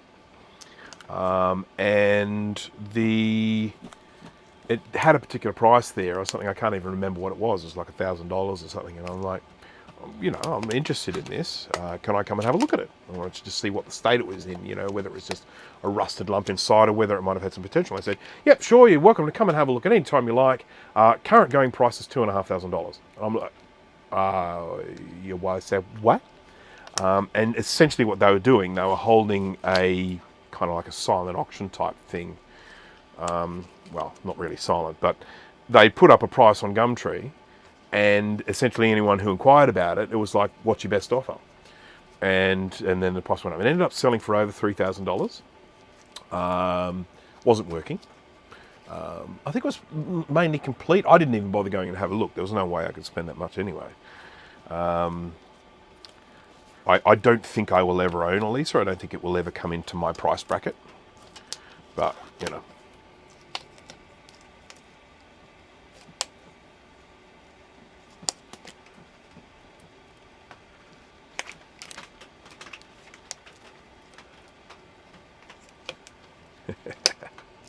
It's funny, you know, sort of, I guess it's an age thing. I mean, I love these old Macs, the nostalgic component of it. I hate how fat my fingers are. I'm having a nightmare of a time trying to get these gloves on. I know at any moment now, Jay is going to put a little link in the chat to these latex sort of finger glove things that you can get where you just roll them onto your finger rather than your whole hand. I'm guessing he's probably going to put a link to that in there.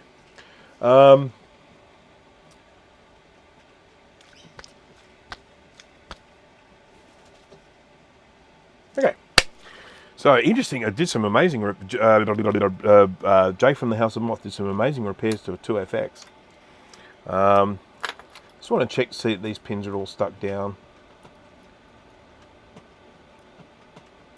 We've had a bit of, it looks like a bit of solder removal down this side here, as you can see, and this side here. I might just resolder these pins as well. I might just do the lot, to be honest. Flux. Oh, look, I managed to put some gunk on the board as well. Wet or main. plenty of gunk on here already. Now, I bet you Kai can tell me what this is. As not the gunk, what this chip is. Get off, gunk. Okay, thank you. Let's get a little bit of solder on the tip here.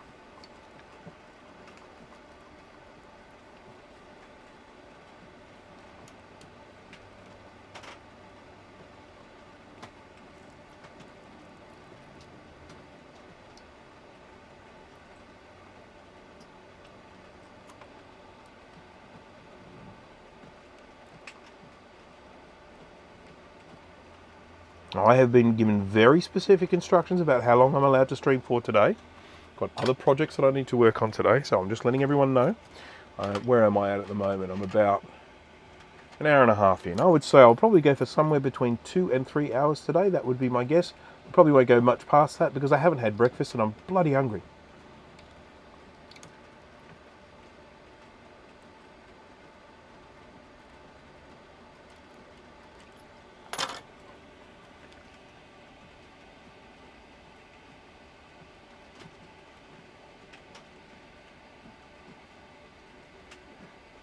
Video sent, remove the memory control. Okay, cool.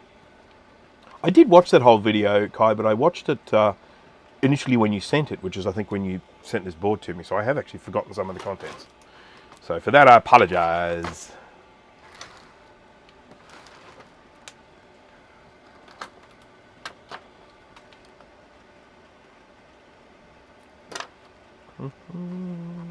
Oh, FUME extractor. Come to my rescue.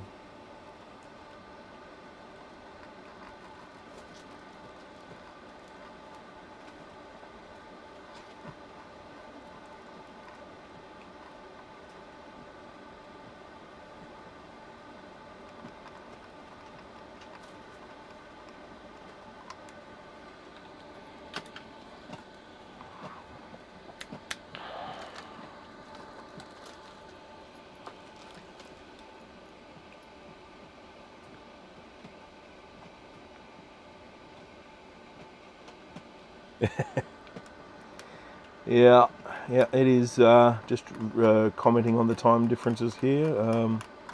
It is 11:38 AM here at the moment. And it is Saturday. Whee!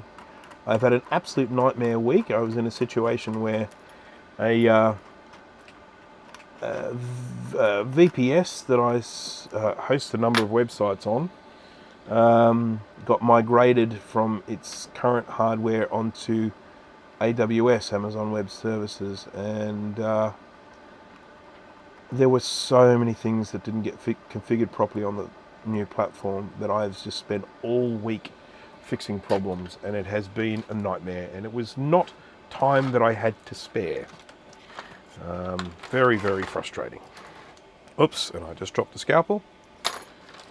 Have to make sure I don't make that mistake I made once when I dropped the scalpel and I closed my legs to stop it from falling on the floor and managed to stab myself. Or was it tweezers? It might have been tweezers, not the scalpel. Oh, that's sample 88. You can smell that.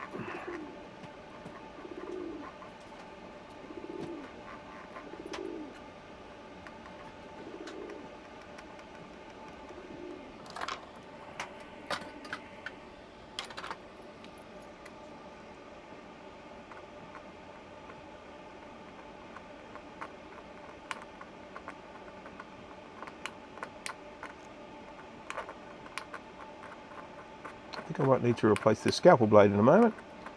This does not feel like it's doing a particularly good job. Let's get another one, shall we? These are surgical scalpels that I use. They're very good at cutting skin, so you have to be careful. That's what they're designed for. But the little curved blade is really good for scraping scraping traces. Kai did very kindly send me a fiberglass pencil thingy, which is great, but it only works if the board is dry. Once you start getting flux and things on it, it doesn't work particularly effectively anymore. So it's fine if you're just sort of trying to clean these things up when the board is dry, but if you're in a situation like me now, where the board is covered in gunky flux. The fiberglass pencil doesn't work too well.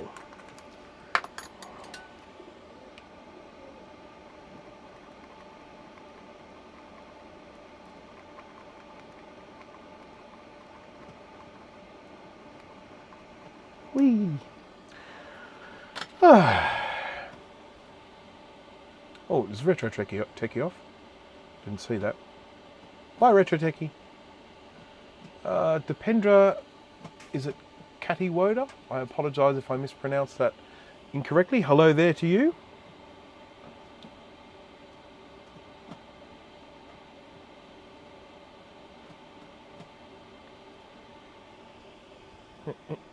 Okay, we've got one row left here. And let's use, what sort of flux will we use today? We're going to use original Formula V2. Now, this is the one that apparently this develops lumps and stuff like that.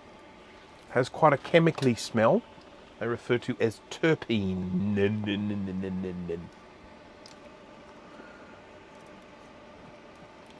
Too far. There we go. It's a very good flux. No doubt about that, but the smell may well get to you.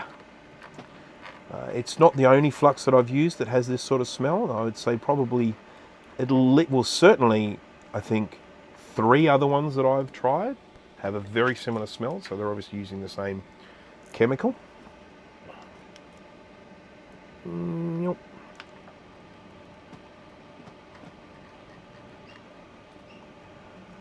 Okay. Right, so done a little bit of extra soldering on this one, a little bit of extra soldering on that one. Just a little bit of cleaning here and there, getting rid of some of the blackening of the traces. And I think I'd like to do some experimentation now with bending this board, because we did have startup issues depending on how this board was positioned.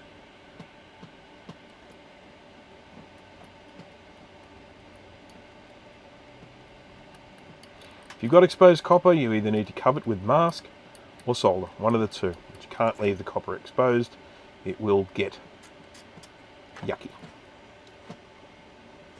Oh, look at that, look at that gunk. Ugh.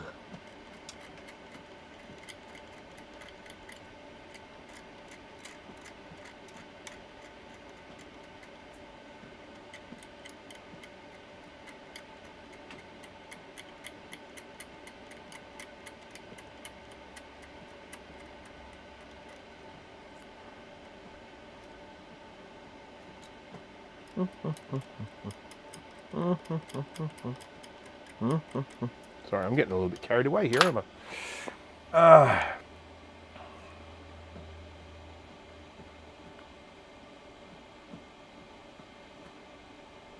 Beige plastic is very brittle. Yeah, it is one of the problems with transporting stuff. I generally don't accept board repairs from overseas anymore, other than through prior arrangement, like this one here, which has come from the UK.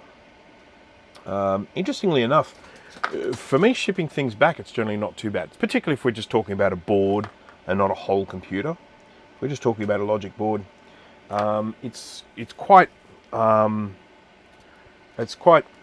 inexpensive. It's not cheap, but it's quite inexpensive for me to ship to other countries, but it's usually very expensive to get them to me. It amazes me how much it costs to ship stuff from like the US to here. Amazing. But it's usually not too bad for me to send stuff back.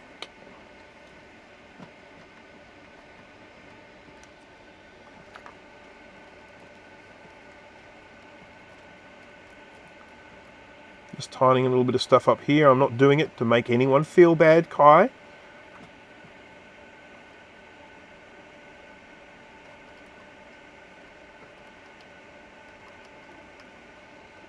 Just doing it to make myself feel better.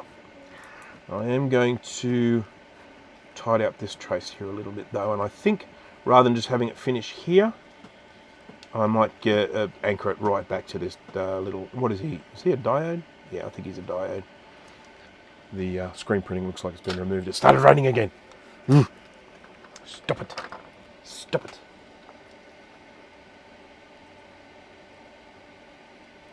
Up you come. There we go.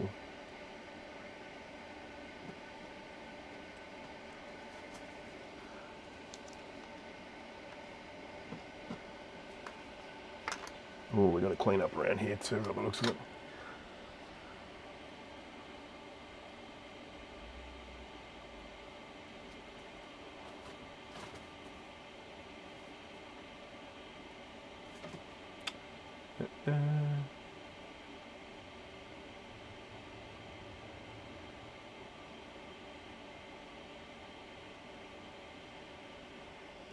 Yes, incidentally, Apple's anonymous.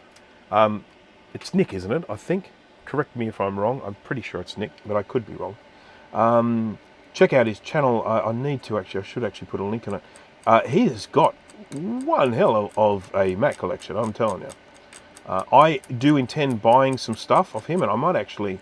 I've actually got some money in my bank account at the moment. I should probably look into that. I am going to do some recapping for him, and I am also going to buy some things from him. I think, namely, a Macintosh 2X.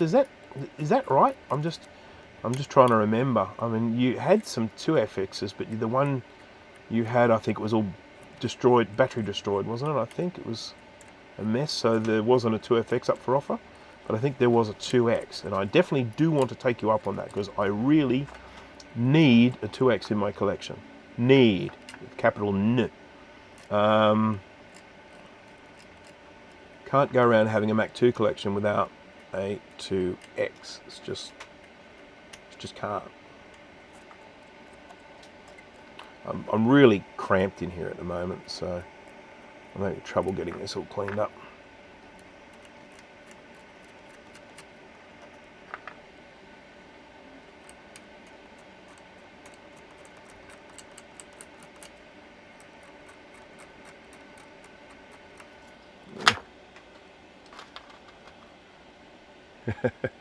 Money in Bruce's bank. Yeah. So I'm going to. I'll tell you what I'm going to do, Nick. I'm going to just give you. If you haven't already, I'll just check. Why am I having so much trouble here? Chrome, go away, Chrome. We don't like Chrome. No one likes Chrome. Google's stealing our secrets. Where are we? Here we are. I am going to just scroll down here and go. Well, what? Here we go. I'm going to add moderator. There we go. So Nick, I've just made you a moderator. So if you would like to drop in a link to that video that you did of checking out all your Mac 2 collection, pretty dizzying stuff, folks. Feel free to drop a link in the chat there if people want to go and have a look and see what Nick got. And it is actually, this is really an important thing that we mention all the time. We talk about this on the Mac Yak show for anyone who has not seen the show. Mac Yak is on every fortnight, sorry.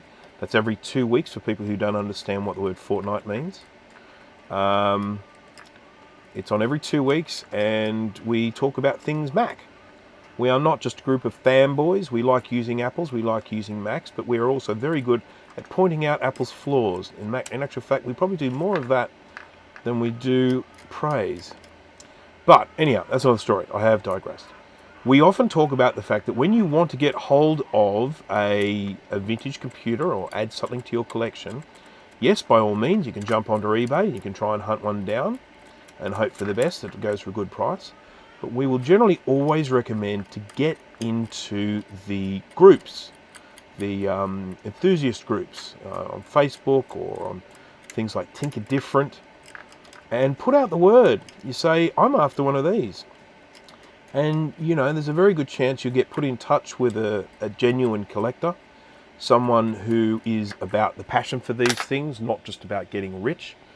And you can often end up getting things for very reasonable prices by dealing with other collectors.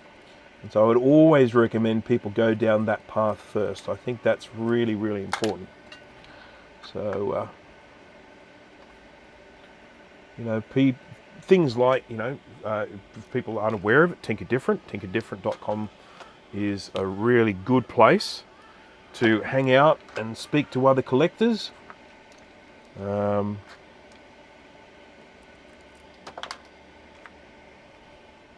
One of my chickens is getting a bit upset with the rain, I think.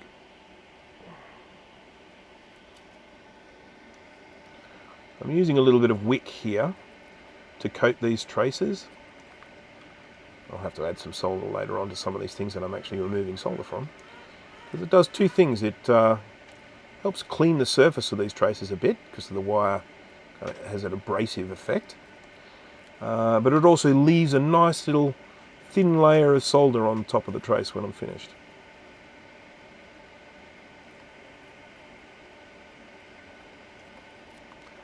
And by the time I'm finished, I'm hoping these traces will look reasonably happy.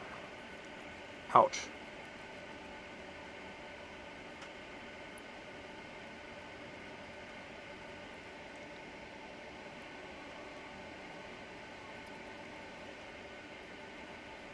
I'm not looking at the chat at the moment, so sorry. I will in a minute. I'm having to concentrate on just one thing at the moment. I've just got one of those sorts of brains. A one at a time brain.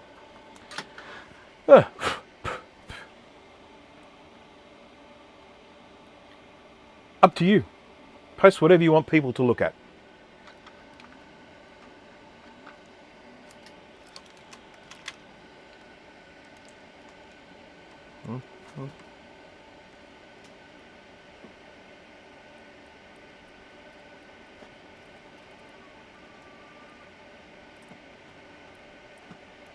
The smells coming off this board now are quite spectacular. I've got like 3 different types of flux on here. So it's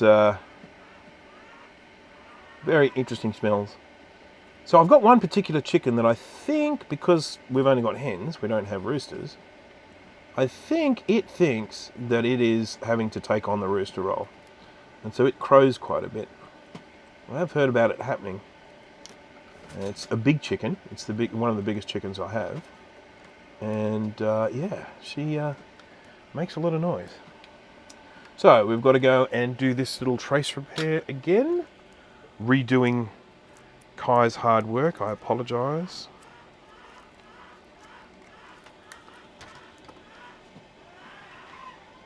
Oh.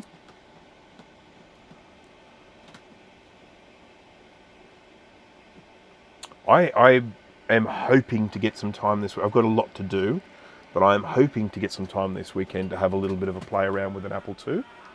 Get specifically my Apple IIc. I've got no idea where it is. No idea where it is. I put it away somewhere. I have to find it. And my new little green screen. I'm going to, you know, sort of play a few little games. One of the fantastic things about using an Apple II in this day and age is we have the old floppy emu or MU or however you... I always say emu because, well, we have a bird here in Australia called an emu. So when I see those letters, EMU, I just go, emu. With the using a floppy emu and just putting, what do you call them, you know, just sort of disk images on there, it just makes life so easy using those old Macs. Apples. You know, you don't have to worry about floppy disks, and, you know, in particular, I've got a stack of floppy disks here, but I mean, half of them don't work anymore.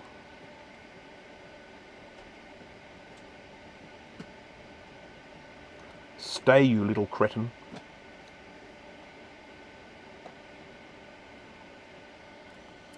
Oh, I'm out of the camera again.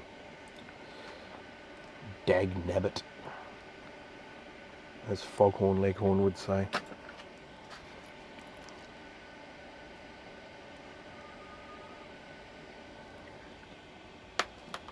What's your favourite computer in your collection? It's an interesting one.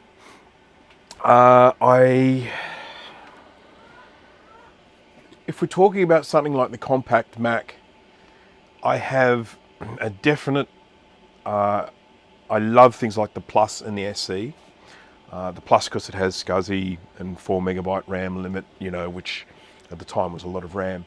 I think they really got a polished product by the time they released the SE. The SE is a much better computer than the Plus, in my opinion. So I really like the SE. Internal hard drive, that's, you know, can't go past that. I love the SE30 as well because of the amount of power they put in a compact Mac. So when we're talking about compact Macs, I've just managed to prattle off 3 favourites. That really wasn't my intention. I was going to pick one, but I struggled. I panicked and picked 3.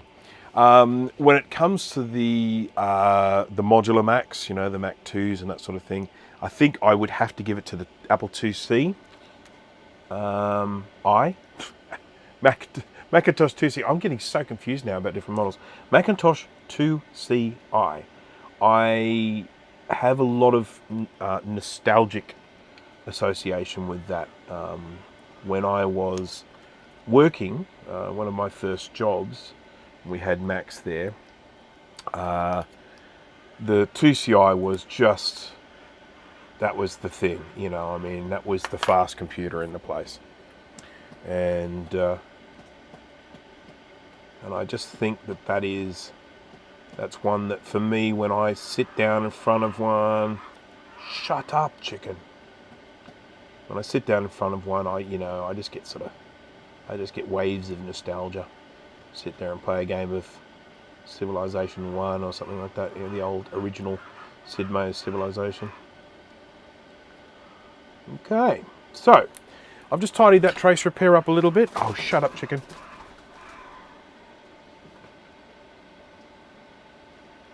And I know she's just annoyed at the rain. She's just getting sick and tired of the rain because it has been so wet here in Sydney this year.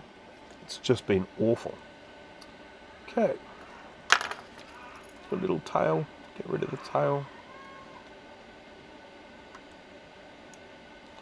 Right, so I've got that attached fairly well here. It's a lot of anchor points. I don't think it's going anywhere. We've cleaned up a little bit there.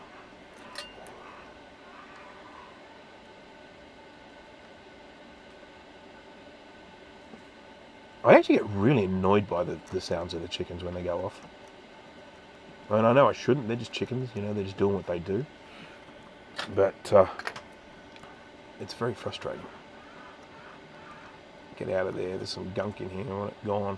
I want you gone. What do we use? It's Flux Roulette. Watch this one, see if I can guess it from the smell. I think that's ASM.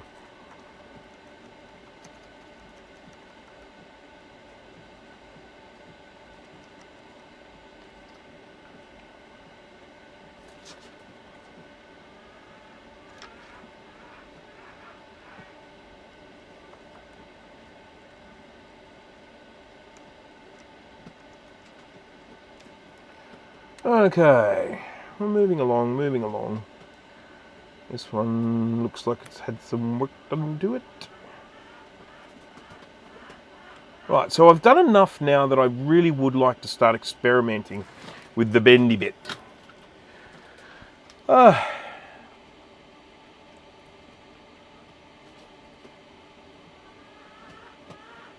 traded an Amiga 1000 for an Apple IIe.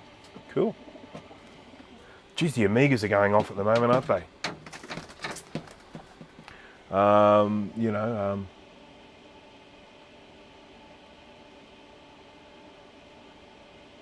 Just checking. Mine's the Apple Network servers. Yeah, the ANS or ANS as I prefer to call them. They are, they're quite a machine, those. I've never seen one come up for sale here in Australia. Never. I'm not even sure if they were released out here officially. But I've never seen, you know, the big boxy ANS. I've never seen one of those come up for sale. I have more than 7 Mac 2s. Goodness me! What does one do with 7 Mac 2s? Okay, let's go to top view now. So I've been cleaning up in this area here. Just been sort of trying to clean up these traces, make sure they all look nice. I redid the solder around this chip here and this chip here. Fixed the trace that was running around the board on this one here. Cleaned up this one here so that one's a little bit tidier as well. So really just been kind of doing a little bit of housekeeping more than anything. These are just things that they're more than anything, they're just affecting me aesthetically. I wanted to make sure they look better. C22 is in wrong polarity on LC3. Okay, fair enough. Okay. Those, yeah, the Mac 2s are so big. I mean, I really don't, I have 3 Mac 2s. And I really don't need 3 Mac 2s. I've only got 2 power supplies, so in actual fact, I can only practically use 2 of them at one time. Take the power supply out of one and put it in the other. But I have 3. I didn't mean to have 3, but I have 3. One of them has the ROM upgrade that allows you to read high density disks, and it will recognize more RAM as well. Interested to know there, Nick, do you have any of the Mac 2s with the ROM upgrade? I would be curious about that. So anyhow, that one with the ROM upgrade is really one I want to keep, because I used to own a Mac 2 and that Mac 2 had the ROM upgrade, so I really like to have the same thing.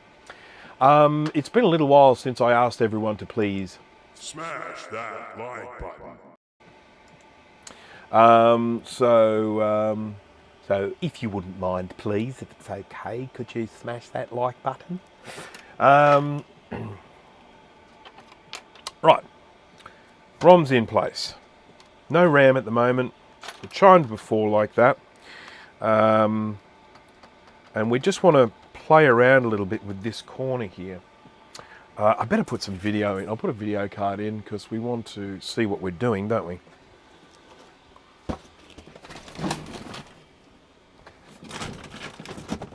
Okay, let's see if that stops the pigeons.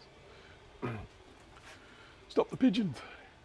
I've got a display card here somewhere. How about this one?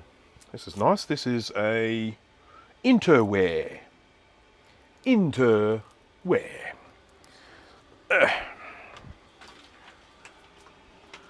I'll pop him on.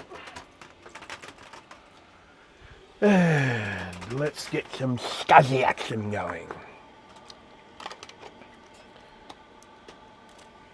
I'm using an external blue SCSI. I also have a SCSI 2SD here for this particular job. Either will do. I guess this one probably has the added bonus of being slightly shorter. And on a desk where it's just being occupied with all board, it's probably the way to go. So I'm going to put RAM in. So we do actually want this thing to work. Oh, 4 megabytes times 8.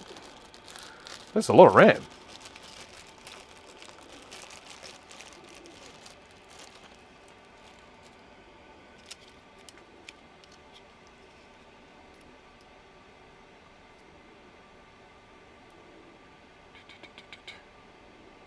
So, if anyone is curious about the ROM upgrade, the only complication with the ROM upgrade on the Apple II, on the Mac 2, there are 4 ROMs here, 4 ROM chips here.